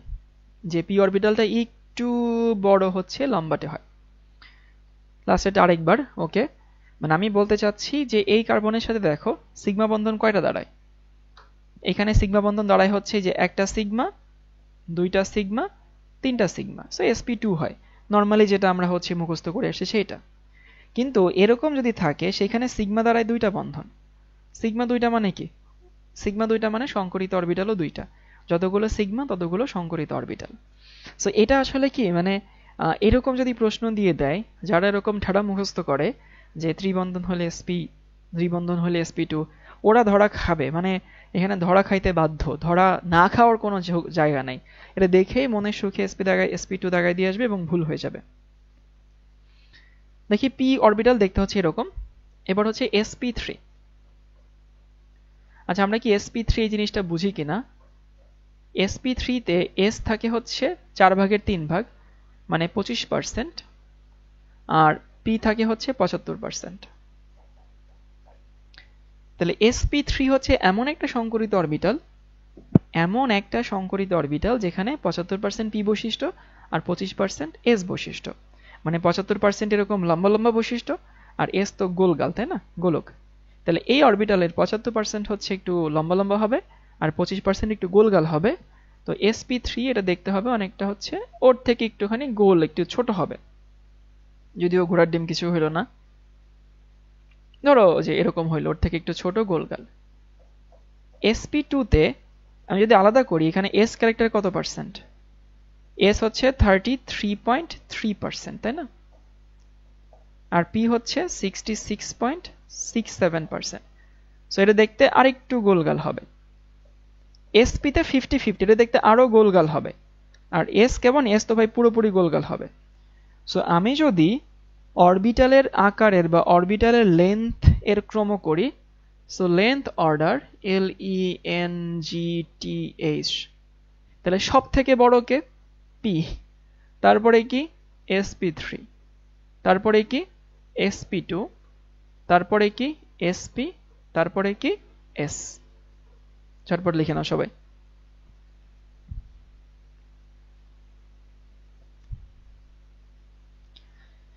তাহলে কি বললাম ভাইয়া? সব থেকে বড় সাইজ কার? সব থেকে বড় সাইজ হচ্ছে sp, p অরবিটাল, দেখতে অনেক লম্বাটে হয়। তারপরে sp3, তারপরে sp2, তারপরে sp, তারপরে হচ্ছে s। এগুলো অনেক সময় এমসিকিউতে ঠুসঠাস এসে পড়ে, আর কোনোদিন কেউ এইভাবে কেউ দেখায় না, বা কোনোদিন আমরা নিজেরাও নিজেকে জিজ্ঞেস করি না। তখন হুট করে এক্সাম হলে আসলে আমরা একটু ঘাবড়ে যাই। এগুলো এমন না যে চিন্তা করলে বের হবে না, বাট হুট করে দেখলে আমাদের কাছে একটু অপরিচিত মনে হতে পারে যে ওকে, এটা কাউকিতে কই থেকে আসলো, এটা কেমনে আসলো, এটা তো জীবনে দেখি নাই। সো প্যারা খাওয়ার কিছু নাই, ইজি পেজি জিনিস। আমরা আরো কিছু বেসিক শিখবো কার্বনের ক্ষেত্রে, সিগমা পাই গণনা। সো চলো একটু সিগমা পাই গণনা করে আসি। সিগমা পাই গণনা। ওকে, আমরা জানি যেখানে যেখানে দ্বিবন্ধন আছে সেখানে সেখানে পাই বন্ধন আছে, যেখানে দ্বিবন্ধন নাই সেখানে কোনো পাই বন্ধন নাই। সিঙ্গেল বন্ধন মানে সব সিগমা বন্ধন। এবং সিগমা পাই গণনা আসলে পুরোটা প্র্যাকটিসের বিষয়, তুমি যত বেশি প্র্যাকটিস করবা। সো আমি এখানে হচ্ছে বাংলাদেশে ডিউতে সিগমা পাই গণনা প্রায়ই আসে, বুয়েট প্রিলিমিনারিতে আসতে পারে, মেডিকেলও আসে। এটা ভাই ওই জেইই মেইন, জেইই অ্যাডভান্স সবখানে আসে। মানে এটা এর কোনো হচ্ছে স্পেসিফিসিটি, এর কোনো রকমের কোনো ব্যাপার স্যাপার নাই, সবখানে আসে। আমি সহজ কিছু উদাহরণ আগে দিই। প্রথমে দেই হচ্ছে এইটা, ধরো তোমার কাছে এটা আছে CH2, এখানে CH2, ইথিন। এখন এখানে যেহেতু দ্বিবন্ধন আছে, তার মানে পাই বন্ধন আছে, এবং দ্বিবন্ধন একটা, দ্বিবন্ধন মানে সেখানে দুইটা বন্ধন। সো দুইটা বন্ধন মানে কি? সেখানে একটা অবশ্যই পাই বন্ধন থাকবে, একটা সিগমা বন্ধন থাকবে। তাহলে এই যোগে সিগমা বন্ধন কয়টা? আগে পাই গুনি। মনে রাখবা সব সময় যদি কখনো বন্ধন গুলতে বলে, তাহলে তুমি আগে কি গণবা? আগে হচ্ছে পাই গণনা করব। আগে পাই গণনা না করলে ঝামেলা আছে। পাই গণনা করা ইজি। মানে তুমি যদি উপরে শার্ট পরে তার উপরে যদি স্যান্ডো গেঞ্জি পরো, তাইলে তো হয় না, তাই না? সবকিছুর একটা নিয়ম আছে। তো পাই বন্ধন একটা যৌগে নর্মালি কম থাকে, এটা গোনা সহজ। যেমন ঢাকা ইউনিভার্সিটিতে 2000 কোভিডের ব্যাচ, একটু দেখবা ঢাকা ভার্সিটিতে 2020 সালে একটা যৌগ আসছিল, সেখানে সিগমা পাই গণনা করতে বলছিল। সিগমা বন্ধন গুনলে আসে বোধহয় 17টা বা 14টা। প্রশ্নটা দেখলেই বুঝতে পারবা। কিন্তু পাই বন্ধন গুনলে 3টা বা 4টা আসে, এবং ওই পাই বন্ধনের যে সংখ্যাটা, সেই সংখ্যাটা দিয়ে অপশন ছিল মাত্র একটাই। তো যারা বুদ্ধি করে পাই বন্ধনটা আগে গুনছে, তারা ভাই এত অপশন দেখাও লাগেনি, পাই বন্ধন মিলছে, উত্তর দাগায় ফেলছে। দেখো ওই কোভিডের ব্যাচ, ঢাকা বিশ্ববিদ্যালয় 2020। আর যারা বোকার মতো সিগমা আগে গুনছে তখন তারা হচ্ছে ভাই প্যারা খাইছে, কারণ সিগমা তো গুণা অনেক কঠিন। সো এই যোগে পাই কয়টা? পাই একটা, কারণ দ্বিবন্ধন এখানে একটা আছে। সিগমা কয়টা? অনেকে বোকার মতো মনে করে একটা মনে হয় সিগমা। আরে ভাই সিগমা একটা না, সিগমা অনেকগুলা। এই কার্বনের সাথে হাইড্রোজেন যে বন্ধনগুলো দিয়ে যুক্ত সেগুলো কি বন্ধন? সেগুলাও তো সিগমা বন্ধন। তাহলে কার্বনের সাথে এখানে দুইটা হাইড্রোজেন সিগমা, এপাশে দুইটা হাইড্রোজেন সিগমা, তাহলে মোট সিগমা বের হলো 4টা। আর এই যে কার্বন কার্বন একটা সিগমা, তাহলে মোট সিগমা কতগুলো দাঁড়ায়? সিগমা হচ্ছে 5টা দাঁড়ায়। আমরা আরেকটা উদাহরণ নেই, আস্তে আস্তে একটু লেভেল আপ করি। CH3, তারপরে হচ্ছে CH, তারপরে হচ্ছে CH2, দেন হচ্ছে C ট্রিপল বন্ড C, এখানে CH3। এরকম একটা যৌগ আমরা একটু গুনে ফেলি। কি বললাম ভাইয়া, কোন বন্ধন আগে গুনবো? অবশ্যই আমরা পাই বন্ধন আগে গুনবো, কারণ পাই বন্ধন গোনা ইজি, মানে এত প্যারা নেই পাই বন্ধন গোনা। সো পাই বন্ধন কোথায় কোথায় আছে দেখো, যে এখানে একটা পাই বন্ধন আছে আর এইখানে দুইটা পাই বন্ধন আছে। দ্বিবন্ধন ত্রিবন্ধন যদি থাকে তাহলে একক বন্ধনের বাইরে যেগুলো থাকে সেগুলো পাই বন্ধন। তাহলে এখানে পাই কয়টা? একটা, এখানে দুইটা, তিনটা। সো পাই বন্ধন এখানে হচ্ছে আমাদের 3টা। ওকে, পাই বন্ধন যদি এখানে 3টা হয়, বা সিগমা কয়টা? সিগমা গুনতে গেলে তো দাঁত বের হয়ে যাবে। এখানে এখানে 3টা, আমার ভুল হলে বলে দিও। এখানে 3টা, এখানে একটা 4টা, এই যে এখানে একটা 5টা। আবারও বলতেছি যে হচ্ছে এইখানে হচ্ছে 3টা, এইখানে একটা 4টা, এইখানে একটা 5টা, এখানে একটা 6টা, এখানে একটা 7টা, 8টা, 9টা, 10টা, 11, 12, 13, 14, 15, 16টা। আমাদের এখানে উত্তর কি হবে? সিগমা হবে হচ্ছে 16টা। যদি ভুল হয় গুণায় ভুল হবে আর কি। এই জন্য আমি বলি কখনোই সিগমা বন্ধন আগে হয় না, সিগমা বন্ধন সবসময় কি হয়? সিগমা বন্ধন সবসময় হচ্ছে পরে হয়। ওকে, আমরা আরেকটা উদাহরণ দেখি। ডিউতে এটা আসছিল, একদম সরাসরি ঢাকা ইউনিভার্সিটিতে আসছিল। CH3CN লিখে নিতে পারো, সাল মনে নাই, বাট আসছিল।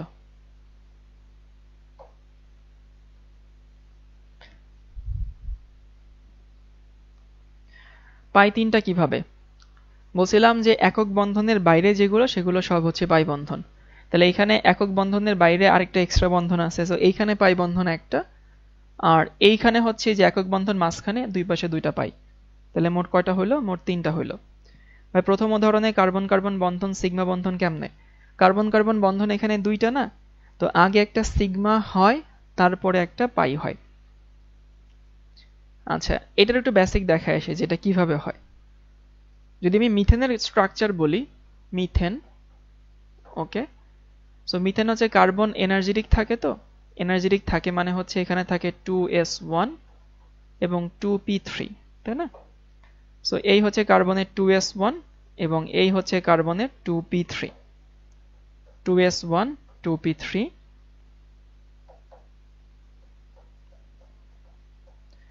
এখন আমরা কি জানি? আমরা জানি মিথেনে কার্বনের sp3 সংকরায়ন ঘটে। সো এখানে যদি sp3 সংকরায়ন ঘটে, সংকরানে অংশ নিচ্ছে 4টা, তৈরি হবে হচ্ছে 4টা। সো এই হচ্ছে আমাদের সেই 4টা, এখানে দেখায় sp3, sp3, sp3 এবং sp3। এগুলো কিন্তু এখন s অরবিটালও না, p অরবিটালও না, sp3 সংকরিত অরবিটাল। এবং এখানে যে হাইড্রোজেন আসে, এখানে হাইড্রোজেন আসে, এখানে হাইড্রোজেন আসে, এখানে হাইড্রোজেন আসে, সেভাবে হচ্ছে মিথেন তৈরি হয়। এবং এখানে সবগুলো বন্ধন কি বন্ধন?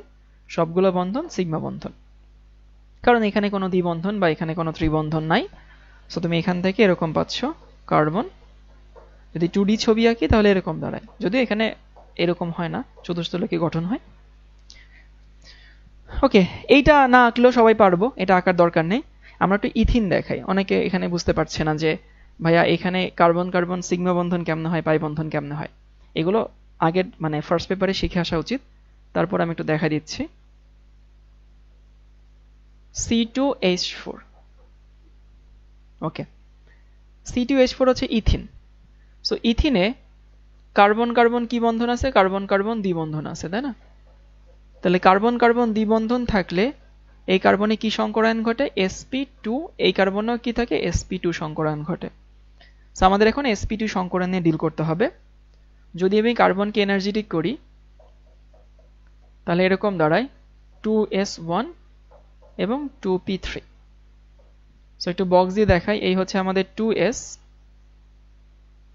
এই হচ্ছে আমাদের 2p3, s 1 2 এবং হচ্ছে 3। এখানে আমাদের সংকরায়ন কি ঘটে?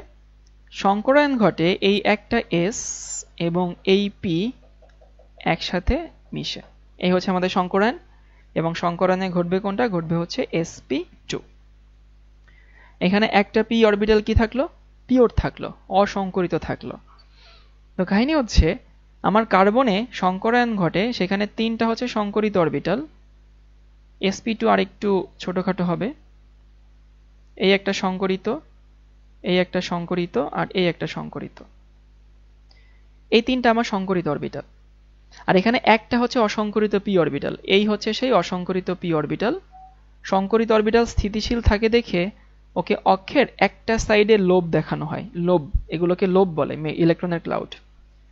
আবারও বলি, সংকরিত অরবিটালগুলো স্থিতিশীল থাকে দেখে অরবিটালের এক সাইডে বা অক্ষের এক সাইডে দেখানো হয়, আর পিওর অরবিটালগুলো অতটা স্থিতিশীল থাকে না দেখে হচ্ছে ওদেরকে এক সাইডে না, দুই সাইডে দেখানো হয়, অক্ষের দুই সাইডে। কিছুই হইতেছে না। সো এটা আমাদের সেই অসম্পৃক্ত কি বলে, অসংকরিত পি অরবিটাল। উপরেটা বড় হয়ে গেছে। যাই হোক, পাশে আরেকটা কার্বন আছে, তারও ধরো সেম টাইপের সংকরায়ন আছে, sp2, সংকরিত অরবিটাল, সংকরিত অরবিটাল, সংকরিত অরবিটাল। তারও কি থাকবে? একটা অসংকরিত পি অরবিটাল থাকবে। সো এটা হচ্ছে তার অসংকরিত পি অরবিটাল, এটা একটা, এই যে পুরোটা একটা অসংকরিত পি অরবিটাল। এখন এই যে বন্ধনটা তৈরি হলো, এই বন্ধনকে আমরা কি বন্ধন বলি? সিগমা। যদি হাইড্রোজেন আসে, এই বন্ধনকে আমরা সিগমা বলি, এই বন্ধনকে আমরা সিগমা বলি, এই বন্ধনকে আমরা সিগমা বলি, এই বন্ধনকে আমরা সিগমা বলি। কিন্তু পাশাপাশি ওভারল্যাপ যে করে, এই বন্ধনকে তো আমরা সিগমা বলতে পারি না, এটাকে তো আমরা পাই বলি। তাহলে আসলে কি হলো? একটা সিগমা বন্ধন হইল, এই যে আগের সিগমা, তারপর একটা কি হলো? পাই হলো।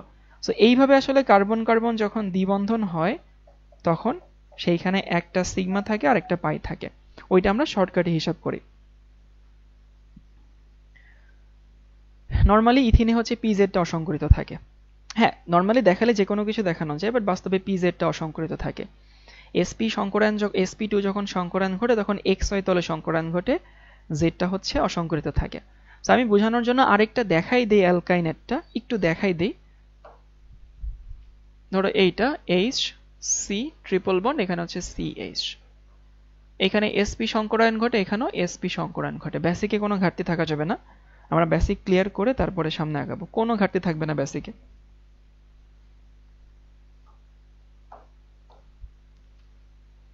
হাইড্রোজেন, এখানে কার্বন, এখানে হচ্ছে কার্বন, এখানে হাইড্রোজেন।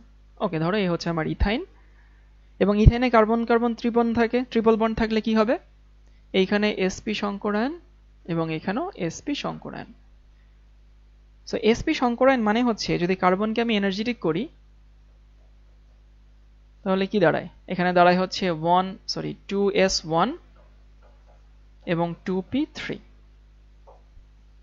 সো এই হচ্ছে আমাদের s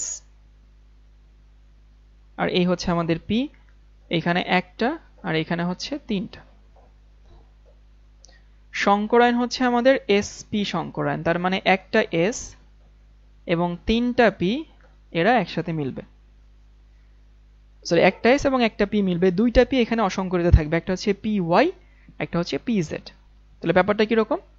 ধরো এই একটা কার্বন, তার এই একটা সংকরিত, এই একটা সংকরিত।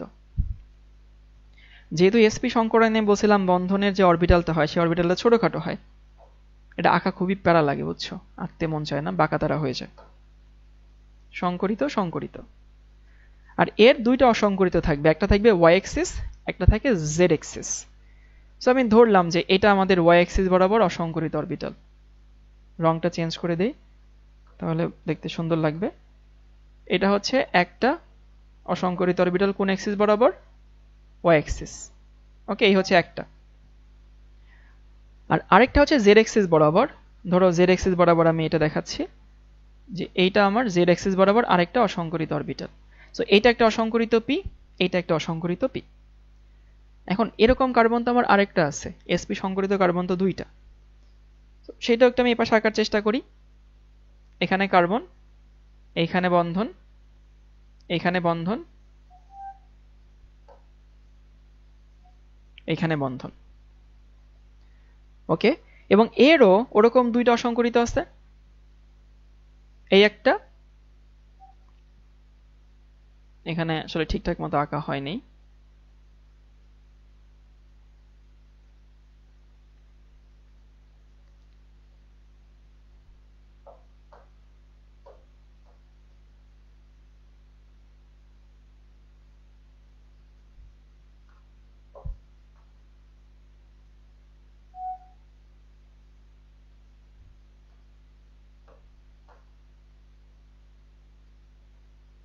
ওকে, কিছু একটা হয়েছে এবার।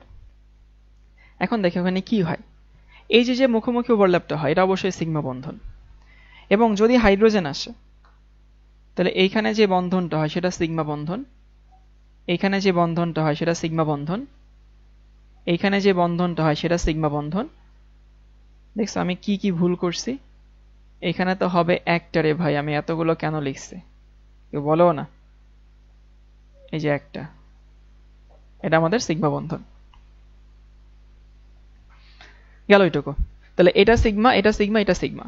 এবার পাই বন্ধন তৈরি হবে, এই একটা অসংকরিত অরবিটাল আর এই একটা অসংকরিত অরবিটাল।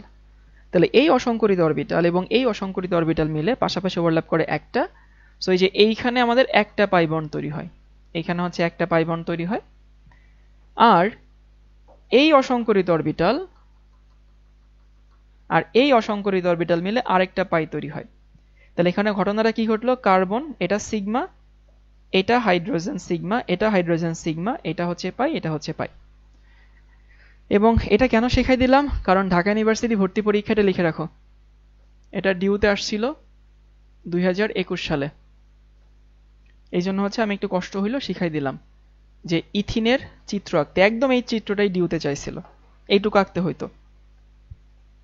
একবার ইথিন চাইছে, সো কোনোবার যে ইথাইন চাবে না এমন তো বলা যায় না আর কি। ইথিন চাইছে মানে হচ্ছে ইথাইন যে কোনোবার যে কোনো পরিস্থিতিতে ঠুসঠাস করে চেয়ে ফেলতে পারে। তাহলে একটু সংকরায়নটা আমি রিভিউ করে দেই। সংকরায়ন কেন হয়, সমশক্তির সমসংখ্যক নতুন অরবিটাল তৈরি হওয়ার জন্য সংকরায়ন হয়। কার্বনের সংকরায়ন কি কি হইতে পারে, sp3, sp2 এবং sp, এইগুলোর বাইরে কার্বনের সংকরায়ন হয় না। sp3 হলে দ্বিবন্ধন, সিঙ্গেল বন্ধন, sp2 হলে দ্বিবন্ধন, sp হলে ট্রিপল বন্ধন। বাট এরও এক্সেপশন আছে, কার্বনের সাথে পরপর দুইটা দ্বিবন্ধন থাকলে এটা sp সংকরায়ন হয়। এরপরে দেখলাম বন্ধন অরবিটালের ক্ষেত্রে সবথেকে বড় কোনটা, সবথেকে বড় p, তারপরে sp3, তারপরে sp2, তারপরে sp, এবং তারপরে গিয়ে হচ্ছে s অরবিটাল। আর তারপরে আমরা দেখলাম হচ্ছে সিগমা পাই গণনা, বাট সিগমা পাই গণনা এখনো শেষ হয়নি, আমি আরো কয়েকটা সিগমা পাই গণনা একটু প্র্যাকটিস করাবো। যদি আমাদেরকে এরকম একটা যৌগ দেয়, ওই যেটা আমরা শিখছিলাম,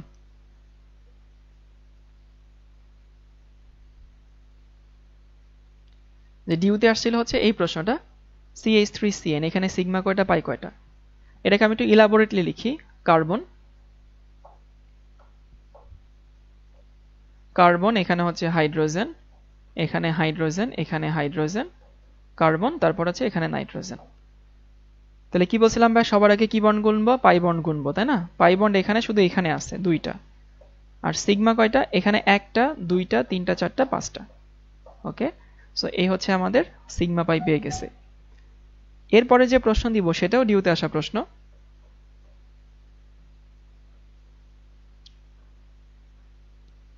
প্রশ্নটা হচ্ছে এরকম, CH3, CH, এখানে CH, CH2, এখানে CHO। ওকে, এই যৌগ দিয়ে বলছে এখানে সিগমা কয়টা, এখানে হচ্ছে পাই কয়টা। এখন এইখানে যদি সিগমা পাই বের করতে চাই, তাহলে আমাদের এখানে যে অ্যালডিহাইড মূলকটা আছে, আমরা 9-10-এ শিখছিলাম যে অ্যালডিহাইড মূলকটাকে কি করতে হবে, একটু ভেঙে চুরে তারপর দেখাতে হবে। তো চলো একটু ভেঙে চুরে দেখাই, এটা আসলে জিনিসটা কিরকম, CO, এখানে H, তাই না? নিয়ম একটাই, যেখানে যেখানে দ্বিবন্ধন আছে সেখানে, বা দ্বিবন্ধন বা ত্রিবন্ধন আছে সেখানে সেখানে আমাদের পাই বন্ধন আছে। তাইলে আমরা একটু দেখি কোথায় কোথায় পাই বন্ধন আছে। এই যে পাই বন্ধন থাকলে এইখানে থাকবে, আর পাই বন্ধন থাকলে এইখানে থাকবে। এখন এইখানে দ্বিবন্ধন আছে, দ্বিবন্ধন যেহেতু আছে তার মানে এখানে পাই আছে, এখানে দ্বিবন্ধন আছে, এখানে পাই আছে। তাহলে দ্বিবন্ধন আছে এই দুই জায়গায়, এখানে একটা সিগমা একটা পাই, একটা সিগমা একটা পাই। সিঙ্গেল বন্ধন থাকলে সিগমা, দ্বিবন্ধন থাকলে একটা সিগমা একটা পাই, ত্রিবন্ধন থাকলে একটা সিগমা দুইটা পাই। যদি 4টা বন্ধন হইতো, হয় না কখনোই, তখন একটা সিগমা 3টা পাই হইতো। যদি 10টা হইতো তাহলে একটা সিগমা 9টা পাই হইতো। তাহলে এখানে একটা পাই, এখানে একটা পাই, তাহলে পাই বন্ধন মোট কয়টা? পাই বন্ধন মোট 2টা। সিগমা কয়টা? চলো গুণে বের করি। এখানে 3টা সিগমা আছে, এই যে এখানে 3টা সিগমা, কার্বনের সাথে হাইড্রোজেনের 3টা সিগমা মোট, এখানে একটা সিগমা, 4টা সিগমা। তাহলে কার্বনের সাথে 3টা, এখানে একটা 4টা, কার্বনের সাথে হাইড্রোজেন আরেকটা সিগমা দিয়ে যুক্ত, 5টা। এইখানে একটা সিগমা, 6টা। এইখানে কার্বনের সাথে হাইড্রোজেন একটা, 7টা, 8টা, 9টা, 10টা, 11টা, 12টা, 13টা। তাহলে এখানে সিগমা বন্ধন কয়টা আসে? সিগমা বন্ধন আসে হচ্ছে 13টা। ওকে, ইজি পিজি জিনিস। এবং আবারও বলতেছি, এগুলো জৈব যৌগের জিনিস না, এগুলো পড়ানো হয় মৌলের পর্যায়বৃত্ত ধর্ম, রাসায়নিক বন্ধন ওই চ্যাপ্টারে। বাট তারপরে আমি রিভিউ করে দিচ্ছি, কারণ কোনো ঘাটতি রেখে আমরা জৈব যৌগ শুরু করতে চাচ্ছি না। ওকে, আমরা আর একটু লেভেল আপ করতে থাকি। সেভ করে নেই, ঠুস করে যদি কারেন্টটা চলে যায় তখন রেকর্ড থাকবে কিন্তু এই নোটটা থাকবে না। আর যেহেতু আমি কোনো প্রি মেড স্লাইডে যাচ্ছি না। বেনজিন, এই রংটা ভালো লাগে না, খ্যাত লাগে, এটা সুন্দর।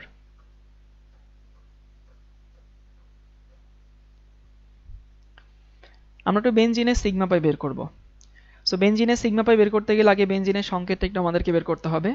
সো বেনজিন হচ্ছে এরকম, কার্বন কার্বন, এখানে কার্বন কার্বন, এখানে কার্বন, এখানে কার্বন, এখানে বন্ড, এখানে বন্ড, এখানে বন্ড,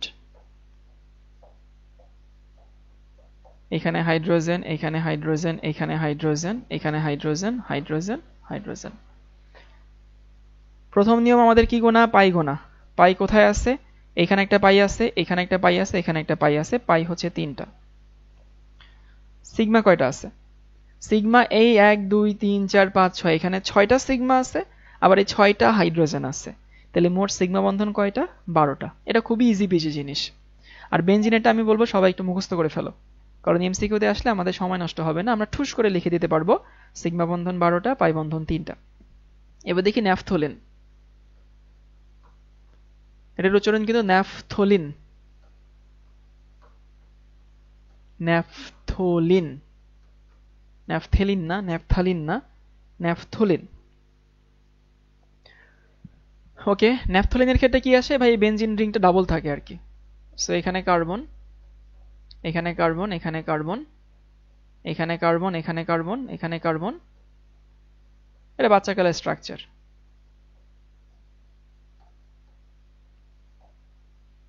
এখানে বন্ধন, এখানে বন্ধন, এখানে বন্ধন, এখানে বন্ধন। এবং আমরা জানি যে হচ্ছে একটার পর একটা দ্বিবন্ধন ত্রিবন্ধন থাকবে। তার মানে হচ্ছে যে এইখানে আছে, এইখানে আছে, এইখানে আছে, এইখানে আছে, এইখানে আছে। আমরা ন্যাফথলিনটা একটু মুখস্থ করে রাখবো, কারণ এগুলো এমন না যে তুমি পারবা না, এক্সাম হলে পারবা, কিন্তু সময় যাবে আর কি। আর যদি মুখস্থ থাকে তাহলে সময় নষ্ট হবে না। ওকে, ন্যাফথলিনে চলো আগে পাই বন্ধনটা গুনে ফেলি। পাই বন্ধন কয়টা থাকে? পাই বন্ধন থাকে হচ্ছে 1 2 3 4 5। তাহলে পাই থাকে হচ্ছে 5টা, গেল পাই থাকে 5টা। সিগমা গোনা একটু প্যারা আছে, চলো দেখি সিগমা গনি। 1 2 3 4 5, মানে এই যে এই রিং এর মধ্যে 6টা সিগমা আছে। দেখো এই যে এইখানে কার্বন কার্বনের মধ্যে 6টা সিগমা তুমি এখানে পাচ্ছ, 7টা সিগমা, 8টা সিগমা, 9টা সিগমা, 10টা সিগমা, 11টা সিগমা। মানে এই পুরো কার্বন কার্বনের মধ্যে মোট সিগমা হচ্ছে 11টা, 12টা, 13টা, 14টা, 15, 16, 17, 18, 19। তাহলে সিগমা হচ্ছে 19টা। আমি বলবো সবাই যেন এটা মনে রাখো যে ন্যাফথলিনে পাই বন্ধন 5টা এবং সিগমা বন্ধন 19টা। ওকে, তাহলে আবারও বলতেছি যে বেনজিনের ক্ষেত্রে পাই বন্ধন 3টা, সিগমা 12টা, ন্যাফথলিনের ক্ষেত্রে পাই বন্ধন 5টা, সিগমা 19টা। এরপরে আমরা দেখি হচ্ছে আরেকটা যৌগ, ন্যাফথলিনের আরেকটু বড় ভাই, সেটা হচ্ছে অ্যানথ্রাসিন।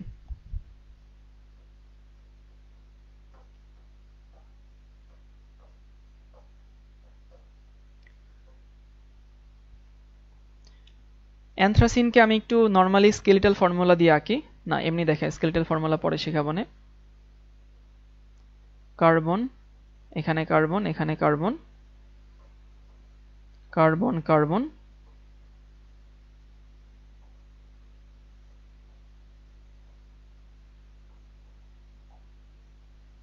তিনটা রিং থাকলে সেটাকে অ্যানথ্রাসিন বলা হয়।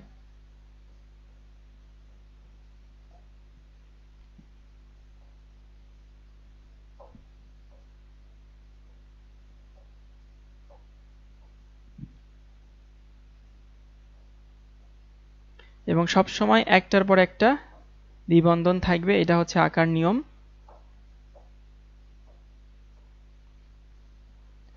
এখানে হাইড্রোজেন, এখানে হাইড্রোজেন, হাইড্রোজেন, হাইড্রোজেন, হাইড্রোজেন, এখানে হাইড্রোজেন, সব জায়গায় খালি হাইড্রোজেন, সব জায়গায় খালি হাইড্রোজেন, সব জায়গায় খালি হাইড্রোজেন।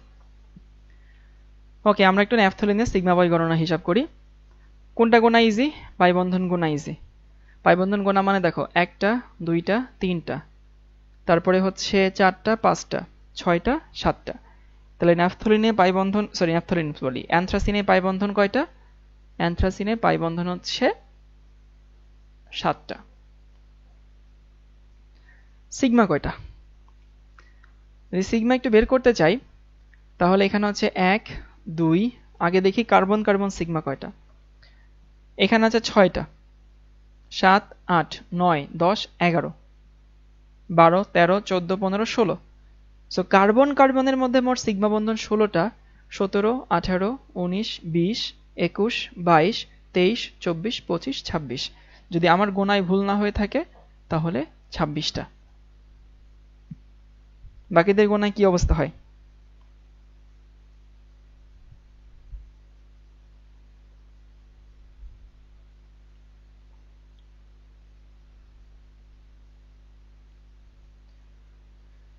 ওকে, তাহলে বাকিদেরও 26টা হয়।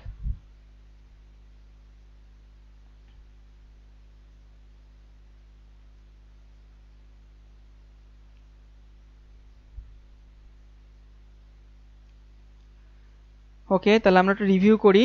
আমরা আজকে শিখলাম হচ্ছে আসলে বেসিকের মধ্যে কি শিখছিলাম? বেসিকের মধ্যে শিখছিলাম হচ্ছে যে অর্গানিক কেমিস্ট্রি কাকে বলে, অর্গানিক কেমিস্ট্রি ডেফিনেশন কি, কারা জৈব যৌগ কারা জৈব যৌগ না, এবং তারপরে দেখলাম হচ্ছে হিস্ট্রি, প্রাণশক্তি মতবাদ, তারপরে হচ্ছে ফ্রেডরিক ভুলার ওনার জৈব যৌগ আবিষ্কারের যে হিস্ট্রি সেটা, এবং কার্বনের সংকরায়ন, যদি sp3 হয় সিঙ্গেল বন্ধন, sp2 হলে ডাবল বন্ধন, sp হলে ট্রিপল বন্ড, গেল এটা।